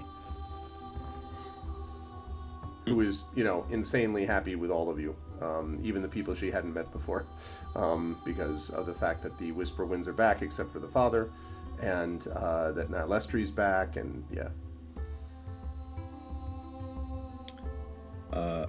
I think Jaraxxus will approach Raven and say, didn't you mention that you were on a ship right before you suddenly found yourself here, yes? I did. Also, quick time out. We're back. We're back where? Oh, I beg your pardon. Not back for you, because you haven't been there before. This is the Whisper Wind Estate, Raven, which is basically this large kind of rolling hills estate that overlooks much of the rest of Celis, of the Twilight Realm of Celis. And there's some weird things here, like trees that you can think things at, and then they'll give you food based on what you think and stuff like that. It's a bit of an odd place, but otherwise is quite peaceful and comfortable, and if you wish, isolating, depending, if you want to be kind of separate from other people. Okay. All right. So, are we like in a hall, or are we? You would be in wherever you want to be at this point. You could be outside in a gazebo. You could be inside in a cabin, which is basically like where you're all kept. But you can be given, I think, there might have been a cabin for all of you, like collectively, but you can also be given one separately. So you could be in a place as private as you wish, basically, or larger and more driven by nature, if you wish. Okay. All right. So I'm just setting up the scene real quick. So I think what's happening is that basically Raven's going to be given her own quarters, and she's looking out. She's basically looking out over this peaceful, serene area, and Okay. And I guess Dr. Jaraxxus would then knock on her door and check on her. So that would be something where he would probably need to check up on her first. Because I think it's something where she would be like, yes, give me quarters, get me away from people. I need to be alone for a bit. So. Yeah, I think then Jaraxxus would knock on the door and say, it's Jaraxxus. Can I have a word with you? And after a couple minutes, after minutes. All right. a comfortably long time, yes, Raven opens the door, and she is noticeably dressed down. So when we first saw her, she had on regular clothes, but she also had on a cloak. She had a bunch of stuff. And most noticeably, she had her hair tied back. When she opens the door, she has loosened her hair, so she has let her hair down, so to speak. She is dressed in most of her weapons have been set aside and all that, and she's not wearing the cloak. And so she opens the door and she kind of sees Dr. Jox's, and she doesn't really say anything, but just lets, open the door and lets him in, and kind of walks back to the open windows that she was looking out over. It's a beautiful place, right? It is a beautiful place. There's a lot of greenery here. This is a Yes. very lush green place. Yes, not so much on a ship nowadays. I'm trying to remember the last time that I actually saw greenery like this. It's been a very, very long time. Do you enjoy it? Do I enjoy it? It's nice. It's very nice. Why are you here, Dr. Johnson? Why are either of us here? What is this place?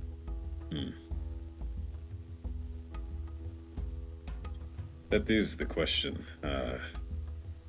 I've been thinking about that myself. I'll kind of go up to the window and stand next to her and look out the window with arms crossed and say,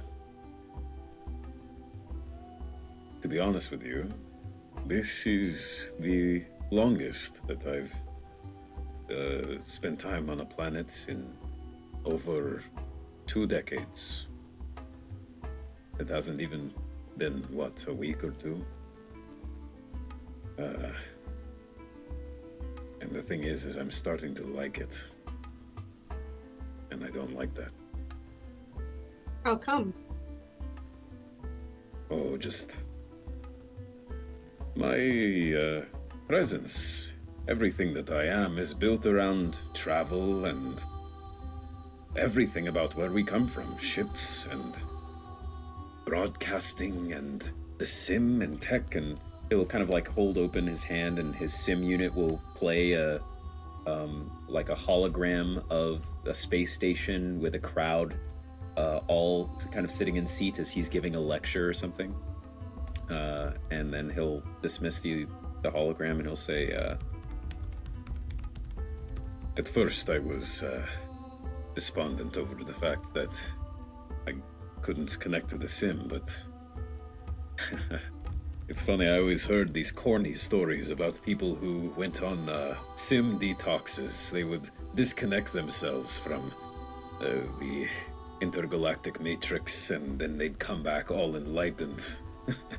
I always thought it was a bunch of, Matakai shit, if I'm being honest.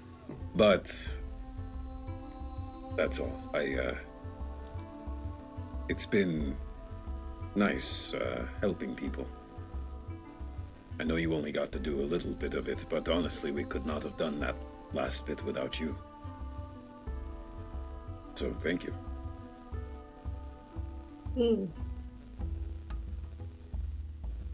Where I am from,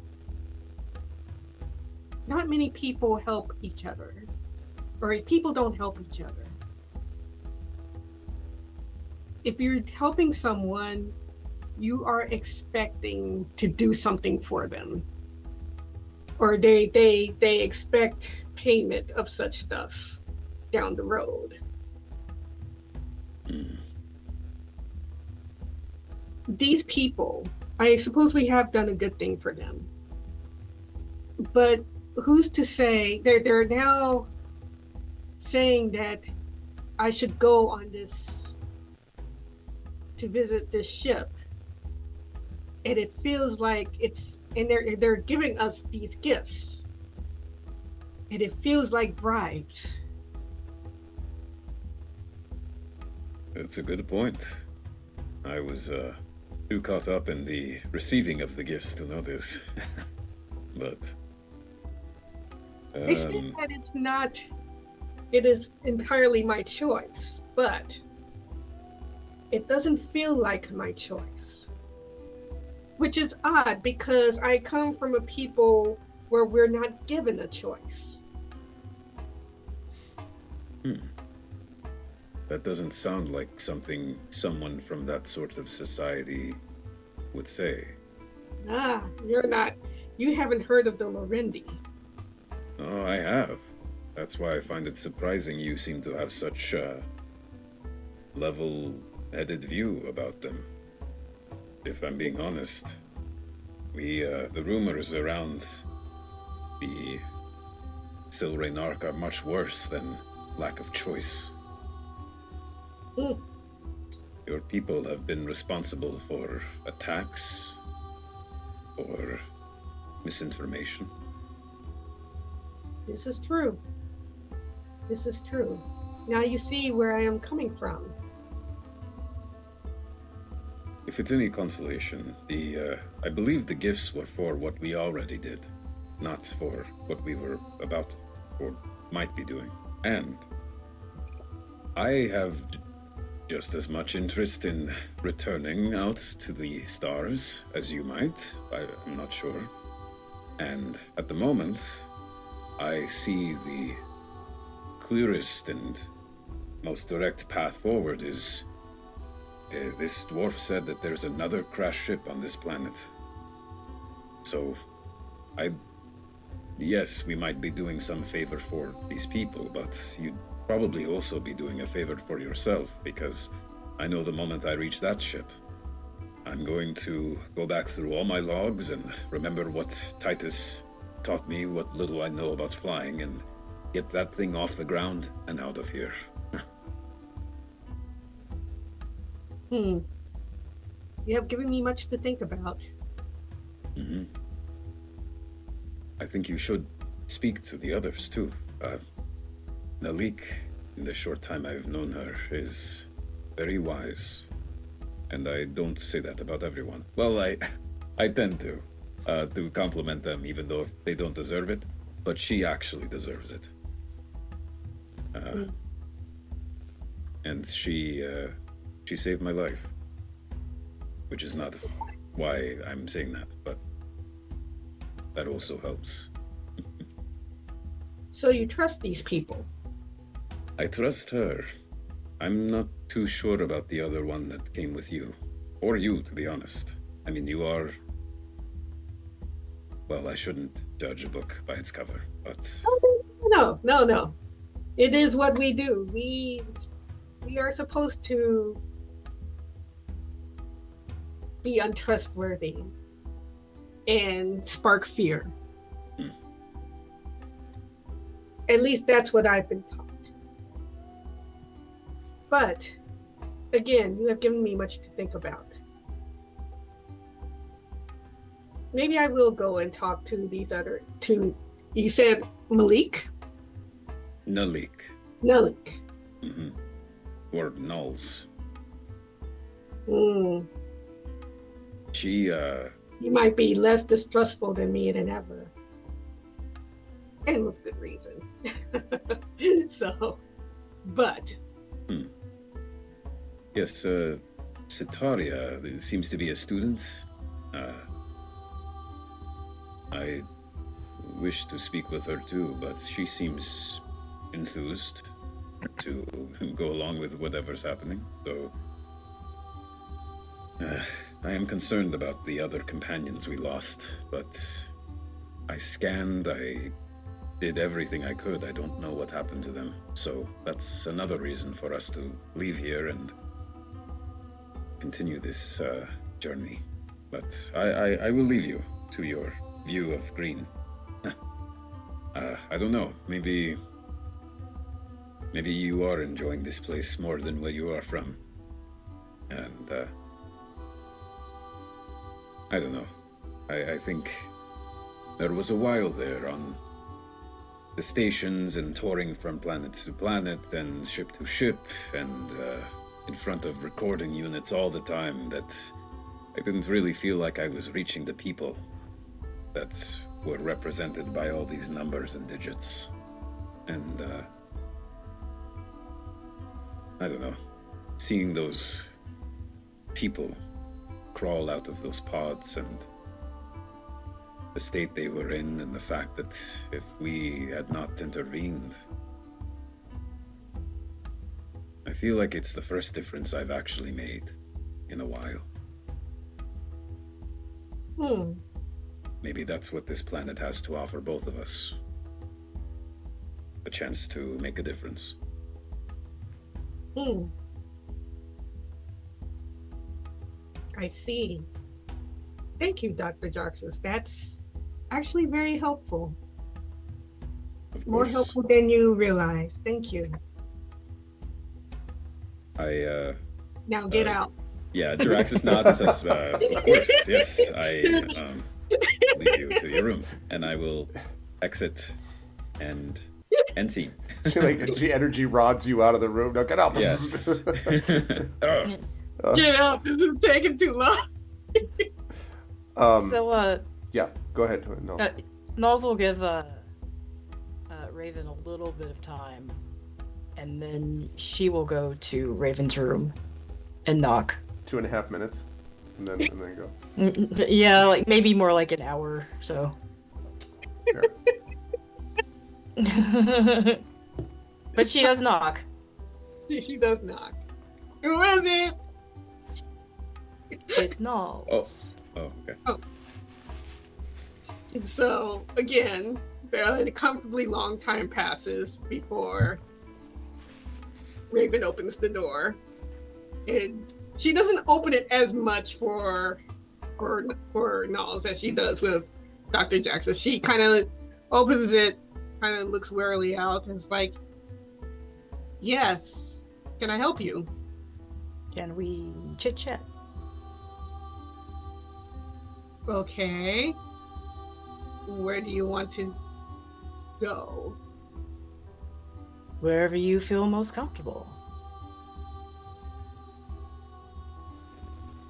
Give me 1 second. And she closes the door. And after some time passes, she comes out again and she's dressed up a little bit more. And closes like, "Okay, you want to walk?" "Sure. let's Sounds fine to me. And Nulls puts her hands in her pockets. go." Okay. Very, very casually. And I guess we're just walking around the grounds then? Yep, we are. Okay. So Null says, I'm a little surprised that you ever let everybody know about that gem you found. Thought you were going to keep that your own little secret. Oh. Yes, well. I mean, I did see you watching me, but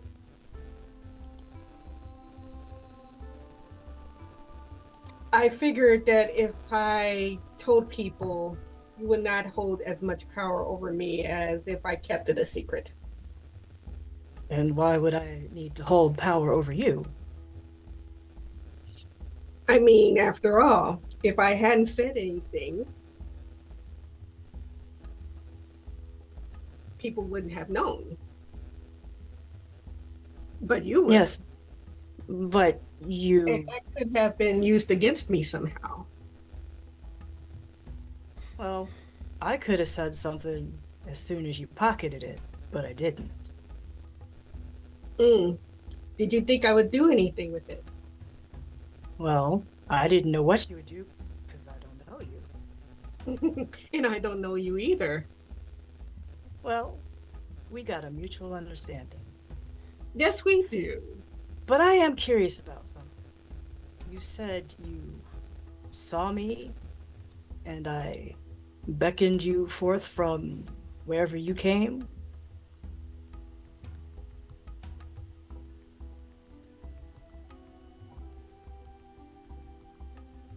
Saw me. Above table, I think that was actually Sataria. That song. No, it Yeah. was both of them. Both. Was it both of them? It was. It was both. both of them. Okay. Oh, okay. True that.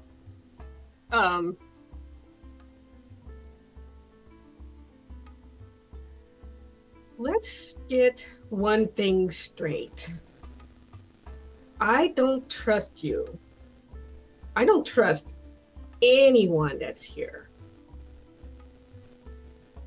But from what I've seen so far, none of you have done anything truly alarming. So And I don't like not knowing what I don't know. So Null stops walking and actually faces Raven and nods her head. And she says, "You don't trust anyone here, and that includes yourself. Now, I'm not here to persuade you to stay or to go. That ain't my right. But whatever journey you're on, and however you're going to get to your final destination, you'll make the right decision. I won't keep you." And she walks off. Oh, yep. And Raven is absolutely frozen and doesn't do anything for a long time. And then she laughs and is like, as if she knows me.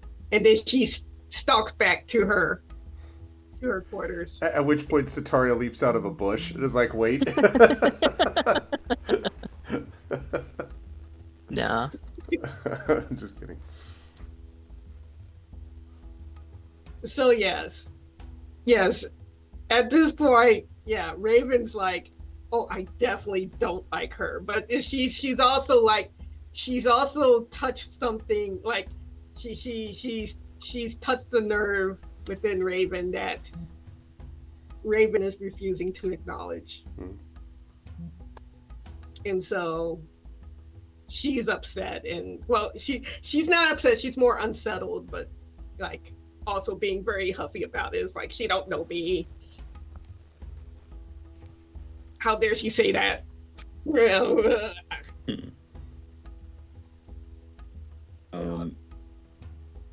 ahead.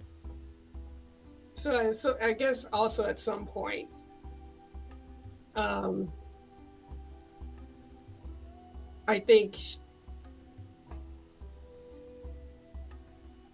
think what's going to happen. So after a night passes, Raven gets up and she goes to. I need to put down names.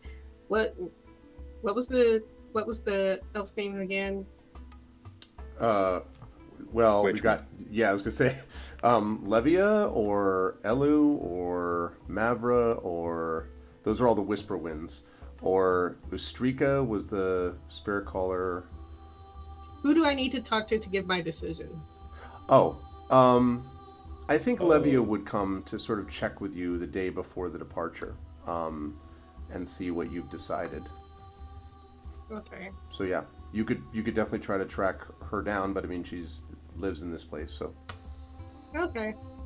All right. So yeah. So the day before the departure, she goes. Raven goes to Levia. Okay. And says, "I have decided that I am going to go, but not because you're asking me to, and not because I've helped those people. You understand that I am doing this because this is my choice. Is that correct?" That is as it was placed to you, yes. All right. That I am going mainly because I am curious to see what this ship is. She nods and she says, "You remind me a little bit of Elu. My daughter was always fascinated by things that she did not understand fully. Always Elu wished to discover more, to see more things. if you are going for understanding, it is as good a reason as to go for anything else. I hope you find things that are engaging to you, and that you will remain safe. I cannot know why you or Sataria were brought together with Nalik and Jaraxxus, but whatever is left of our belief, I believe there is something beyond our understanding. Whatever that thing is has brought you and Sataria to them. It would be unwise for us to stand in the way of that convergence.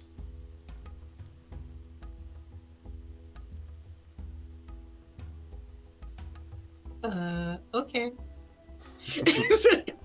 And she sort of smiles. Then, on the day that you all leave, then, you are met by a whole group of people, mostly the ones that you saved. First of all, the ones that you saved from the pods are there to wish you goodbye and good luck. You are happy to see that all of the ones that you rescued have now, although some are weaker than others, are there also in one way or another to greet you. You are embraced by Mavra. Ustrika, who is no longer wearing the habit of a spirit caller, but is now just dressed like a Twilight Elf, a regular Twilight Elf, nods at you, although her eyes look somewhat haunted, no doubt from her experience, but nonetheless. Tulifal is there as well, the current Primarch. Anarin, the Primarch who is in touch with Fazelkus, has still not regained consciousness, and he remains somewhere far from the minds of the Twilight Elves that are trying to treat him. Also, Elu is there, and tells you that she is going to remain with her mother because she needs to be the one mustering the troops together to try to find out how to stop the Primarch's people up top, that Primarch. And also to try to regain contact with her father that they have lost contact with. But she thanks you for your help so far. And Doomig steps forward and holds up a rough map. And he says, "This was the system of tunnels and shafts at the dawn of the Lalasian Empire that the nations used to transport goods and materials. I'm basing this off my own memory, and it's a memory now 2 centuries old. But if you can navigate what we call the path of the artificers, you should be able to find your way to the crash site of the ship. I must warn you as you go. Even though you've proven your worth and your power, there are things that are not known to me. Outside of what once was Vanacost, I have very little knowledge now. And so, this map is only a very rough guide. You will need to take care." And Levia adds, "And you will need to take care that you survive. Beyond anything else, your gathering information is vital to Celis and to our entire world. But it is just as vital that those who have inspired my people, as much as they have unsettled them, remain alive. Hopefully the gifts that we gave you will be of some assistance. But after you have explored the ship, if you need to return to us, we will be here." And Tulifal says, "We will always be open to you. You will always be welcome within Celis." And the group of people, and so, if you put all those people together, we're talking 35, 40 people. It's not a happy sort of woo, joyous, send-off. But there's clearly a sense of calm gratitude among the people, might be a good way to describe it. That there's a kind of warmth, let's put it that way. And you can see that some of them look visibly sort of concerned about all of you, but they are still happy for you. And the one last thing I'll mention is that one of them comes up and up next to Gamork, who is standing next to you. He is fully healed now, and is wearing his periapt, carefully marked around his neck. And she sort of looks down and she says, "One of the people that you saved." And actually, it's Nialestri. And Nialestri says, I know none of the others understand fully who you are or why you are with them, but without you, the others might not have survived either. And so, well, I made this." And she, you see that she is holding a slightly quivering crystal flower. Now, Nulls and Jaraxxus will remember that Nialestri is an artist, and that she did this work of art before. And the crystal is slightly quivering, and it shimmers in sort of rainbow colors. And she says, "This would fit upon the metal if you wish it." And Gamork is just sort of like standing next to all of you and kind of growls in his usual way. And she sort of looks up at all of you and says, "Is that a yes?" It's as good of a yes that you can get from him. So with a little bit of trepidation, she bends down and places the crystal on the metal, sort of top exoskeleton almost on his back. And it settles on to the metal. And he growls slightly and then sort of moves his sightless eye and... Now, I don't think you have a speak with animals running at the moment, Nulls. But Levia smiles and she says, "Yes, perhaps that is the best way to think of it." And she nods to Nialestri and says, "He has accepted your gift." And Nialestri, looking suddenly like a shy 5-year-old, sort of nods and then steps back with her hands folded. And now you are given the map, and if you will go, then is sent upon your way. Sure, unless anyone has anything they want to say just before leaving. Yeah. I was looking back through our notes. So I remember we, before the arrival of our new companions, we visited the artist troupe that Nialestri came from. Yep. And I was remembering some of the stuff that we bought because she made art herself, and then now that she was giving it, I was like, didn't we buy some stuff? And so I was looking back through, and I'm glad that I saw this. You had something being made, didn't you? I did have something being made, and it would be made by Miko, the gnome, who was one of her friends. What I wrote down is that I paid 10 gold for a full-sized, incredibly accurate ceramic statue of me, Dr. Jaraxxus, to be delivered to the House Whisperwind approximately today. Yeah, well, ironic you should mention it because there is a Great. sheet-covered statue of some kind nearby, which, if you will, just as you're about to leave, the Miko sort of comes up and, with your permission, will remove the sheet.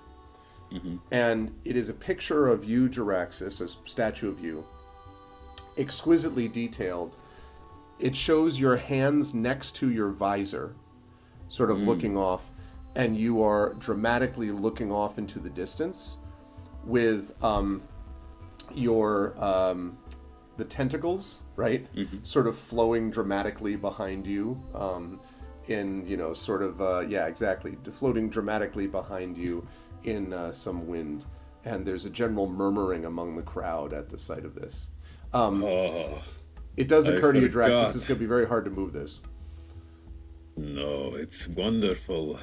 I hope you will find a suitable place to keep it on display in the city. And as a token of what has transpired between us, of course. And the last person to speak to you is Rel, who comes buzzing around you. And then she says, I just wanted to say again, thank you for helping the Whisperwinds and all of us down here. And it's really important that you, and then she drops her voice and she says, don't die. It's really important not to die. You're going to need to come back here and you're going to need to see things. I don't know where we're going to move the statue, but it's going to get very confusing if we don't know your directions. So you really need to not die. Also, it's really important for Nihilestri, for Mavra, for Elu, for Levia, and she starts like rattling off, and then Levia clears her throat and Rel's like, oh, yeah, yes, and then she lowers her voice and says, thank you. You've given these people a truth that they needed. If it brings them together, then it was worth it. I'll take good care of them while you're gone. Just, don't get hurt. All right, goodbye. And then, heads off.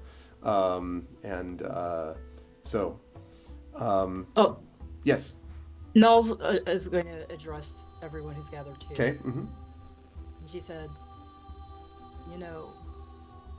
we're going to be apart for just a little while, but we are all bonded by a determination that burns within us because we know that we cannot fail. You or us. And while we're gone, if you need us to know anything, or we need you to know anything, we'll find a way to get it sent out there, physically or otherwise. And the assembled people sort of nod solemnly. And Dernig says, travel well and be careful. Remember that no physical maze can stop you if you can escape the mental maze of your mind. You freed me. May our blessings free you. And that's going to send you down the path. So what I want to ask the party members to do is, the rough sketch, which is based on a 200-year-old memory, is not the easiest map to follow. And since it's abandoned for centuries, the maze of tunnels that you're taken to is rife with all sorts of strange things one way or the other. So what I'm going to give you an opportunity to do is to either mitigate or, make worse the travel. So I'm going to ask one of you to make a survival check for me. I will let it to you in terms of which of the four of you would like to make that survival check. But one of you will need to do so. Who has the better survival? Right. Mine is only- +3. +2. I have 2. And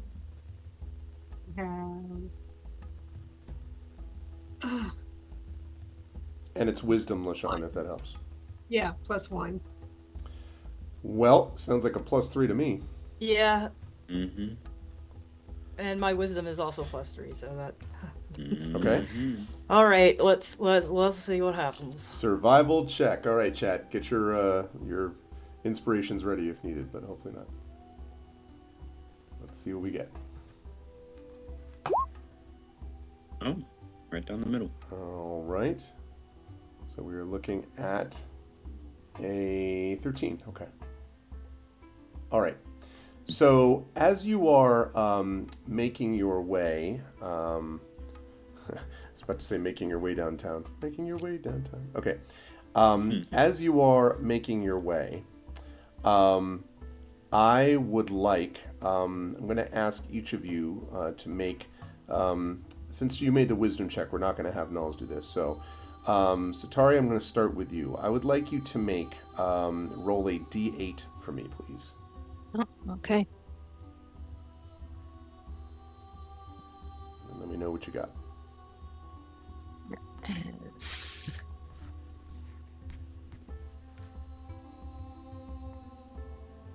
There we go. Sorry, I had to grab my All good. Dice. All good. 6. A 6. Okay. So, when you come in to this area, about an hour into your journey, you find yourself entering a 60-foot wide cavern, and it is made of a black stone with patches of smooth, glossy rock that appear along its jagged area. And there's a thin layer of faint gray mist, which you can see from your vantage point is covering the wall's surface. Now, the passageway is basically opened out into this chamber. If you wanted to go directly down the middle, you could probably avoid coming close to the walls. If you wanted to go down the center to the passageway on the other side of the cavern. Or you could try to hug the walls instead of the middle, or, any combination of those things, I guess.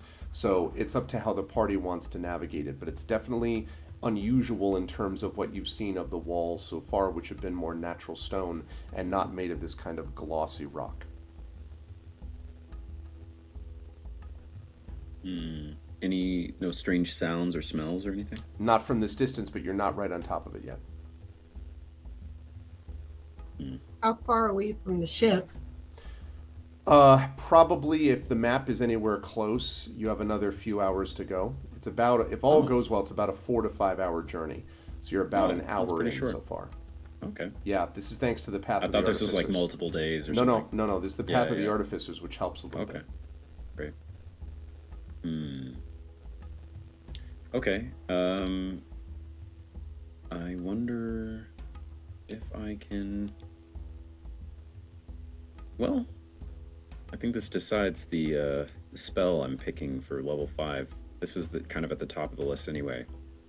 There's a spell that will let me, a talent rather, that will let me sort of like spy somewhere. Okay. It's called, I believe, I'm just checking the spelling. Nope, that one makes us invisible, this stuff. Hold.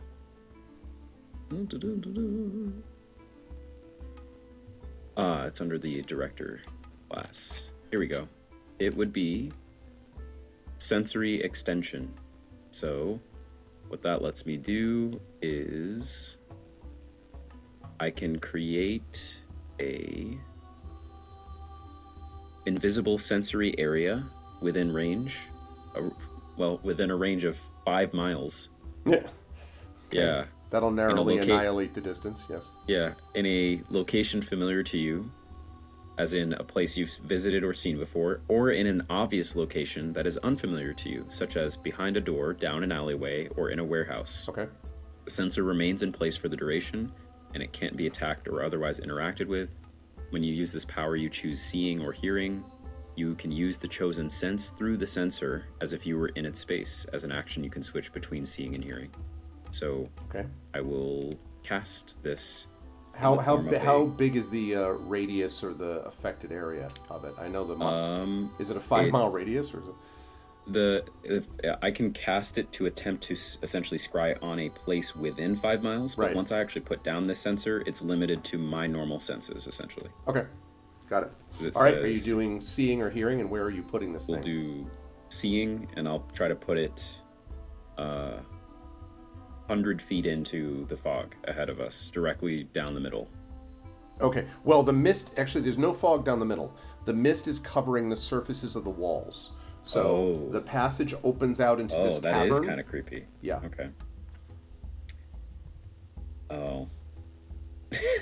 Okay. In that case, I'll create the sensor along one of the walls Okay, inside the mist. okay, sounds good. And sight or see, you said seeing? Seeing with the goal of having my senses be right up against the wall and being able to, well, this is immediately a situation where the eyes of minute seeing would have been useful in retrospect. But I was just thinking trying that. to be right up against the wall and being like, is there a spike trap or something? You see simply swirling mist and the wall, obviously, but nothing unusual. Okay. Does the mist go all the way up to the ceiling? Yes. That's- covering the Is there wall. any way we could? Go ahead. Is there any way we can investigate this to see like if it's magic or if it's natural? Yes, but not from the distance that you're standing, unless except for Jaraxxus's sensor thing, which he's doing. Yeah. But you could walk up to the wall yourself if you wished. And the mist just sort of like knows when to not. It's just like supernaturally stopping. Yes, it's like covering or drifting right next to the walls all the way up to the ceiling and not covering the cavern. Are there any like stones or like pebbles on the ground? Sure. Oh yeah, plenty of those. Okay, can I pick one up and throw it at the wall? Mm-hmm. It just bounces off the wall. Okay. And is there an echo or anything? There, just because you're in a larger room, yes, but nothing that's like, you know. Jaraxxus looking through his sensors like, what was that? I just saw something. Something just bounced. I don't know. I mean, I've seen this in the sim VODs all the time. The moment we walk straight down, something's going to come out of the mist and grab us. Not it. Well, I'm not going down there by myself, How if about- at all. Have you introduced our new friends to Uncle Bones? Maybe. Oh, that is true. But okay, above table. I can't see what he sees though, right? No. Yeah, that would be the only issue. But I guess he could walk him down be a the lane. distractor, yeah, if something tries to attack. Now, let me see how far he can go, because I can't remember. How far I'll go. I don't want to cast it, I just want to read what it is. Okay, so he can go up to 60 feet. Okay. And that's the length of this cavern, right? Yeah, 60 What she foot said? wide, really. And we have no idea how long it is. It's probably about 90 feet long. Sort of like a, I don't know how you describe it, like a lemon, right? Just sort of out and then back in, I would say. Okay, so I mean I can send him and see what happens. Okay. So I'm casting Unseen Servant and I'm sending Uncle Bones down this cavern. See what happens. Okay. And you're just sending him to what command are you giving him? Just go look, or go see, or Yes. Yeah. Basically, the idea is there anything down there that we need to be concerned about? Is it clear? That sort of thing. Go. Okay. Okay. He goes to the end. He goes to the walls. You sent him. Sorry, you sent him down to the other end of the cavern or to the walls.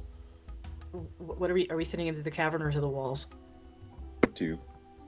I mean, if we walk, we're gonna try to walk straight to probably. Right. Not into the Sataria mist, Raven? I'm confused why we're not just continuing on to the ship. But I don't know. if- Fear. Oh, because something or somebody might be down there who might want to murder us. And we just need to be alerted. Oh, okay, well. I reckon that's good enough. Sataria walls or down the cavern? Let's do down the cavern. Okay, so Null sends Uncle Bones down the cavern. Okay. Nothing. Just straight down. Gets to the other end, where it narrows again, but nothing else otherwise. Well,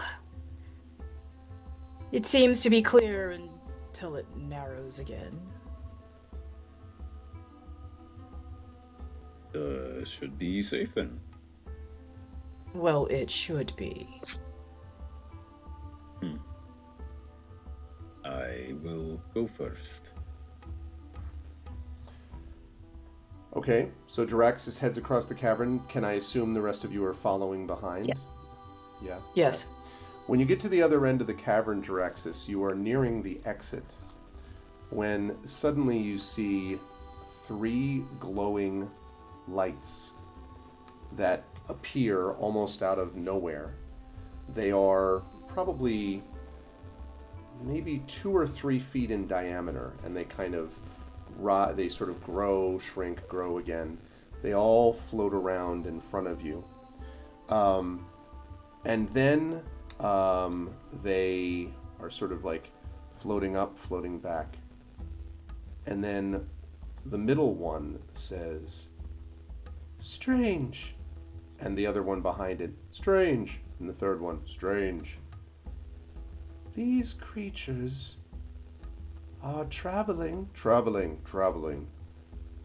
through our realm. Where might they be going? Should we speak to them, or something more?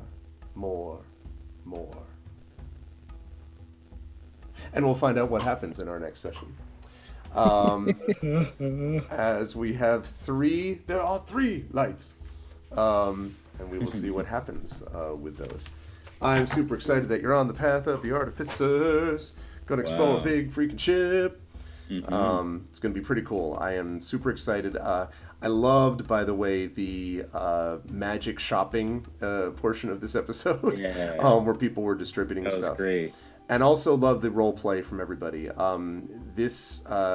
LaShawn, props to you. I think that I'll talk about this when I get to Raven, but just sort of as a general comment, I think that you've done a good job in establishing that you're not just going to fall, like, okay, sure, whatever anyone says, which has been a nice contrast with you and Zataria, who is also figuring things out in her own way about what she wants to do and under what circumstances.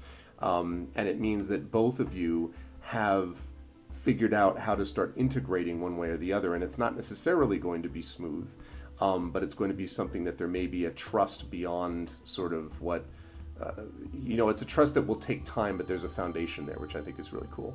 And I really loved the image of this group of people that you've basically just been like, so the thing you thought was kind of the center of your faith, yeah, so about that. And their reaction, of course, was not to be like, this is awesome, everyone high five. But it also was not to stone you out of the populace, right? Like the idea instead was for them to think about what it was that you had said. And so they are grateful, but it's the gratitude of, thanks for telling us the truth, and we're going to have to figure this out over the course of however long. So I liked personally the image of watching you with Jaraxxus' statue, with all of them sort of thanking you as you head off into this passage towards circumstances unknown. It's a very cool setup, I think, for what we're going to have down the line. I will start with Zach, bottom right. Great work from Jaraxxus today. Excellent role play as per usual. I think it is interesting to me that you played off this idea that Jaraxxus is sort of imagining, sort of making a difference. The idea of, I'm beginning to like being on this planet, and I don't actually like that.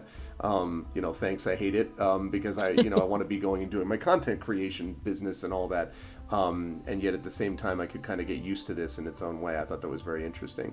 And also, as someone who can connect with Raven, because both of you come from a kind of similar understanding of the Silrain arc, of the galaxy that you come from, and so on. And you're both strangers in a strange land here. Even Sataria, who's not used to this particular realm, but is certainly used to this planet. And obviously Nulls is from here. So that's very interesting to me that you sort of connected in some ways with Raven, and as Raven said, gave her something to think about. So there's a lot there going on, and I'm interested to see Jaraxxus' arc over the course of time. How did you feel about today, Zach? Where will the lovely folks find you next? Today was great. Lots of very cool role play. We didn't get into a fight. We could have, I guess, if we really wanted to. But no, it was lots of great RP. It's always cool to get rewards and gifts. That's always great. And yeah, I think our inner party dynamic is starting to develop out too, which is really cool to see. So yeah, I'm excited to take this journey and encounter some strange things and strange lights and strange ships and do a bit of dungeon crawling.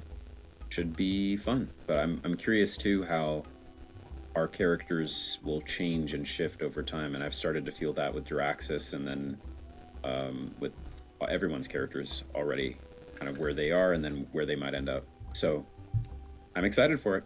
People will find me here for this, of course, and also for the Our Vocalists, which is our monthly show on the Arvin and Elrond channel where we voice act video games. We have currently the game Growing Up, which we've been doing, where you play a kid from birth to the graduation of high school. It's a very strange game to play as a voice cast, but we're making it work. It's a lot of fun. And we get so excited about the brain map in that game. That's They should coming just up this release the brain Tuesday, map. by the way. Yeah. Probably the wrap-up of Growing Up before we move on to Yep. Citizen Sleeper 2. Yeah, so we'll stop Growing Up on Tuesday, and then after that we have Citizen Sleeper. You'll also find us, Greg and I, on our Gen GMs vodcast, both podcast and video, where we talk about GMing and DMing in general. And then on my channel, twitch.tv/ZachPlay, where I highlight the roleplay communities, specifically in World of Warcraft and Minecraft. There are a lot of Twitch streamers that do like GTA roleplay and Red Dead Redemption roleplay, and there's a lot of WoW streamers that cover all the stuff in WoW, but none of them focus on the WoW RP community, which is really, really big. And essentially, at any given time, hundreds and hundreds of people all playing their D&D characters, but with no GM around and just wandering around the city doing events. It's so fun and interesting in a little tiny niche community, and I love it. And then you'll also find me in a much more notorious place that I can't talk about, probably next month. But yeah, big things are happening.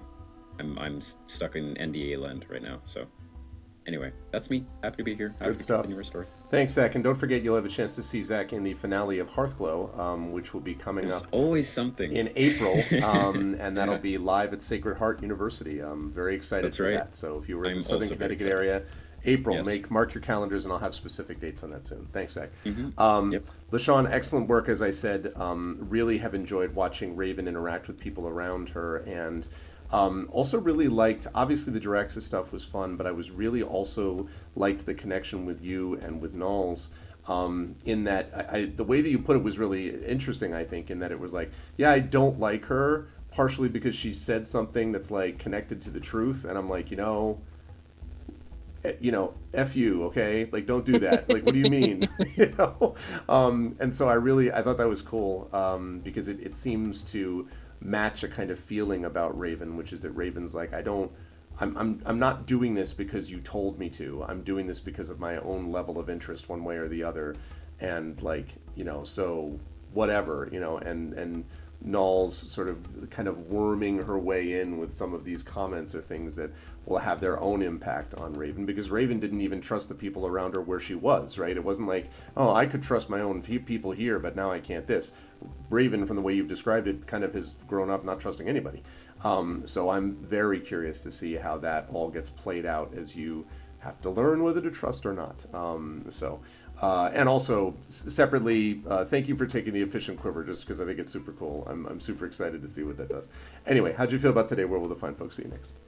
Well, it was fun. It was fun. Yeah, the butting heads with Niles was so much fun, because like it is so totally out of character for me. So it's kind of like, yeah, Lobby is like, no, be friends with me. Be friends with me. And so like, yeah, it's like no. I think if anything, it's something that, I'm realizing that, trust is very hard to come by from someone who doesn't have trust at all. So Yep. for them, trust needs to be earned. And I think that's something that, Raven will be leaning more into and learning about over the next few sessions. So, conflict. So I had fun with that. And yes, I don't know why I took the quiver, but yeah, it will probably be something that Raven will get to have fun with too. Other than that, people can find me on Blue Sky, and they can find me on Facebook. And yeah. Good stuff. Thank you, LaShawn. Looking forward to next month already with everybody. Moving right up to Toya. Toya, as always, bringing the role play and excellent work with that this time. Again, I like how Knowles is exactly how she is, and like that's something which clearly works well. Like very different character, obviously in a lot of ways from Raven, which will give Raven her own ground, but at the same time will be like, I did see you do something, so my eyes are upon you, right? Like at the same time, but it's always observational. It feels to me for Knowles. So Knowles is just like, I'm just saying I saw it, So I'm just letting you know that I did see it. And in the same way that Knowles worked this through with a certain direwolf, who now has a crystal flower. In the same way, Knowles has got a little bit of that to do with Raven, and then also will be doing in a different way probably with Sataria, I imagine, at some point.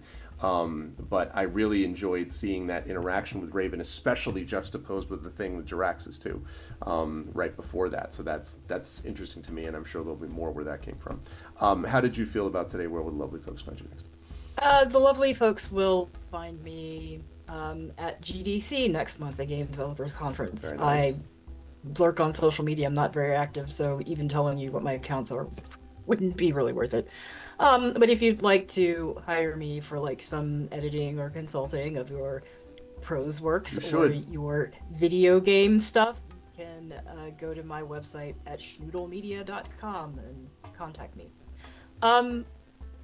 By the way, I was wondering if that crystal flower has any nice little effects or abilities that go along with it. I'm sure we'll never know, but we'll see.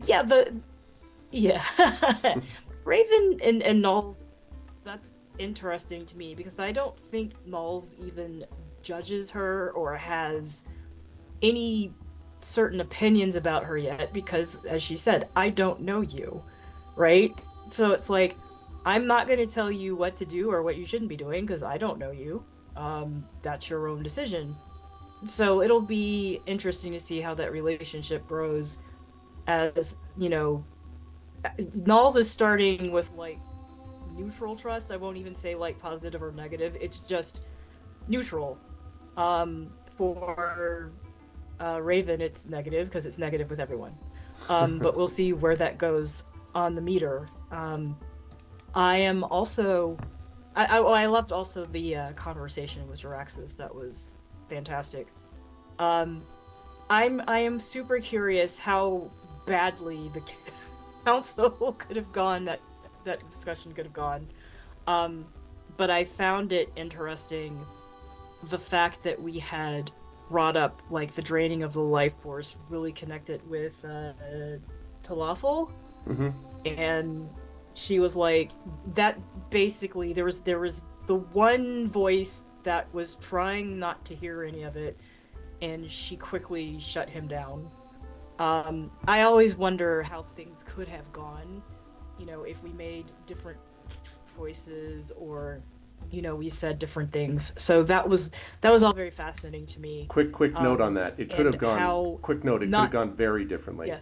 Depending on how things went, because your ability to sort of set it up that you all planned ahead of time, and then letting the council sort of, make its own decisions. Clearly, as they told you, some of them had a sense there was something way off already, which is why that their main, ascendant is lying in a coma because of some psychotic break.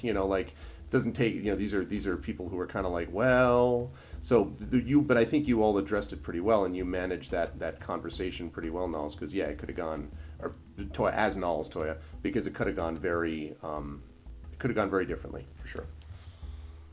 Yeah, and I mean, what would that world have been like if they rejected all of that information? Like that would set them up for later attack by the Kharadron. So that was really interesting. So yes, I am fascinated to see where this goes, especially with a big old spaceship. Jaraxxus and Raven will be on more familiar turf soon, and Sataria and Knowles are going to be like, what is this? So that'll be fun. Yes, indeed, and I am excited for that as we go through. A lot of cool stuff here. Thank you, Toya. Good work today. And yes, everyone should hire Toya for all your editing and game design needs. Thanks, Toya.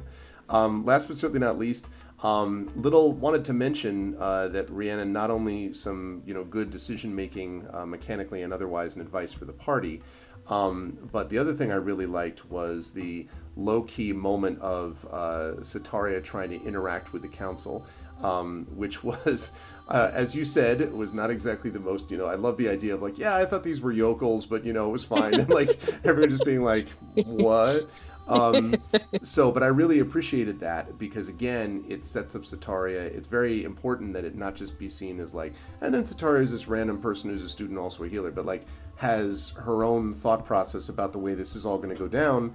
And I'm very interested to see, excuse me, I'm very interested to see as this continues, what, if anything, Sataria's reaction is going to be to finding out that Renvarith has been cut off. That's not me telling you that you need to do that. I just think that it's you did mention that you reacted to it in some way, even if people would notice it, and I'm going to be curious to see if anything is going to have sort of if that's going to weigh on Sataria at all, or if it will increase the drive one way or the other. I don't know, but it was interesting to me to see the council interaction as also evidence of what Sataria is going through as she develops as a character. And also now you have, healing words, so there's that. How'd you feel about today? Where will the fine folks find you next? A ton of fun. I jumped on that opportunity because Sataria in my head has always been kind of selfish and kind of unfiltered. And so that was showing both in that, like, she wasn't really that sort of interested until like, oh wait, it pertains to me also. And then also like, yeah, I'll just say these people are yokels. So people can find me. I am on the Dungeon Scrawlers Discord. That's another channel.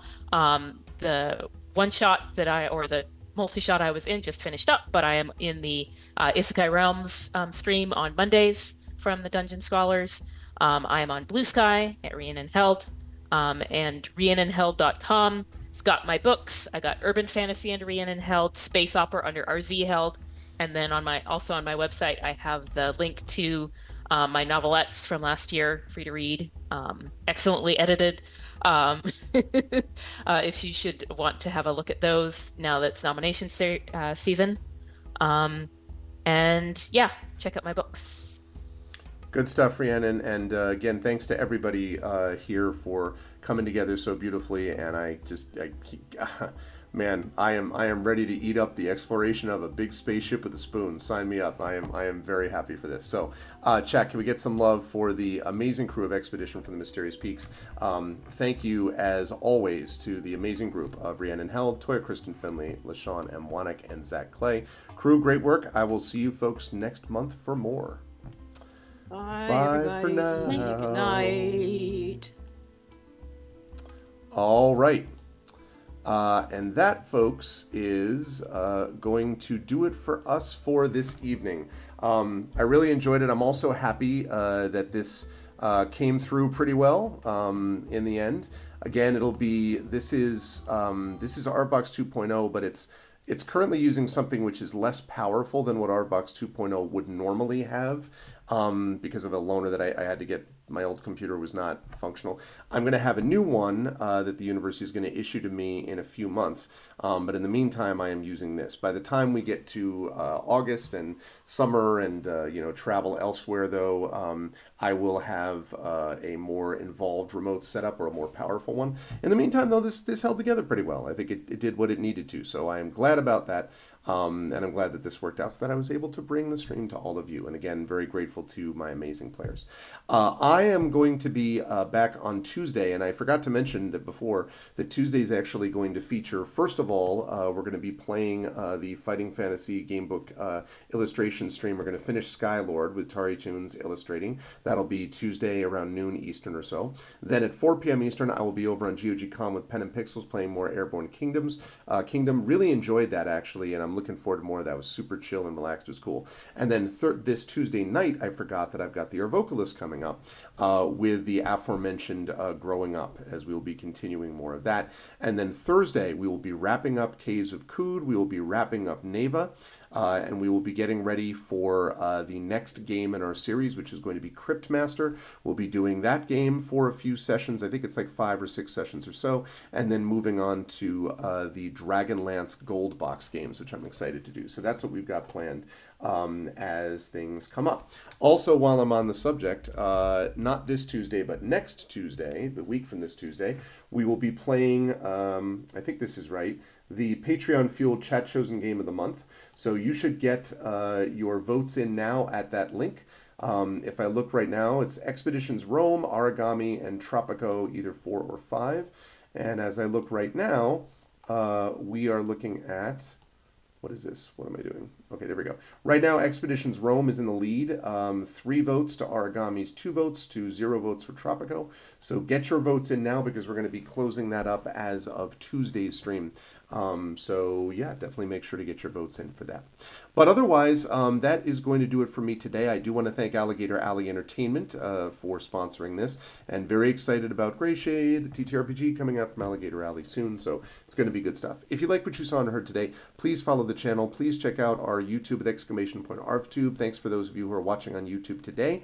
Again, please make sure to subscribe there. We are right up against that new record. We have a new record number of subscribers right now. Every new subscriber is a new record. It's free for you to do that, but it really helps us out. So help us get to 1,100 followers or subscribers. We're almost there, so please get us that extra stage. Discord is !ArvCourt. Please join us over there to hang out with us in between streams. Twitter, !ArvTweets, but especially Blue Sky, !ArvSky, charging to 800 followers. I think when we hit 800, I'm going to finally take the plunge, and I will then shut down my Twitter account, and it'll be all about the Blue Sky at that point. So please join me over on Blue Sky, !ArvSky, where the skies are blue. Website, arvanelleron.com. Remember to check out Hearthglow. As I mentioned, one more recorded session will be coming either this month or next month, but then after that, we will have our finale of Hearthglow Live at Sacred Heart University in April, and I'll have an official date on that in a couple of weeks. It's going to be really awesome. You can check that out on the website, arvanelleron.com, and again, don't forget to check out Zach's and my Gen GM's show, which he talked about today during his outro, which you can find there as well. On the financial front, !Arv Shop, that's the merchandise area. You can get a lot of stuff related to campaigns we've run on this channel. There is more to come.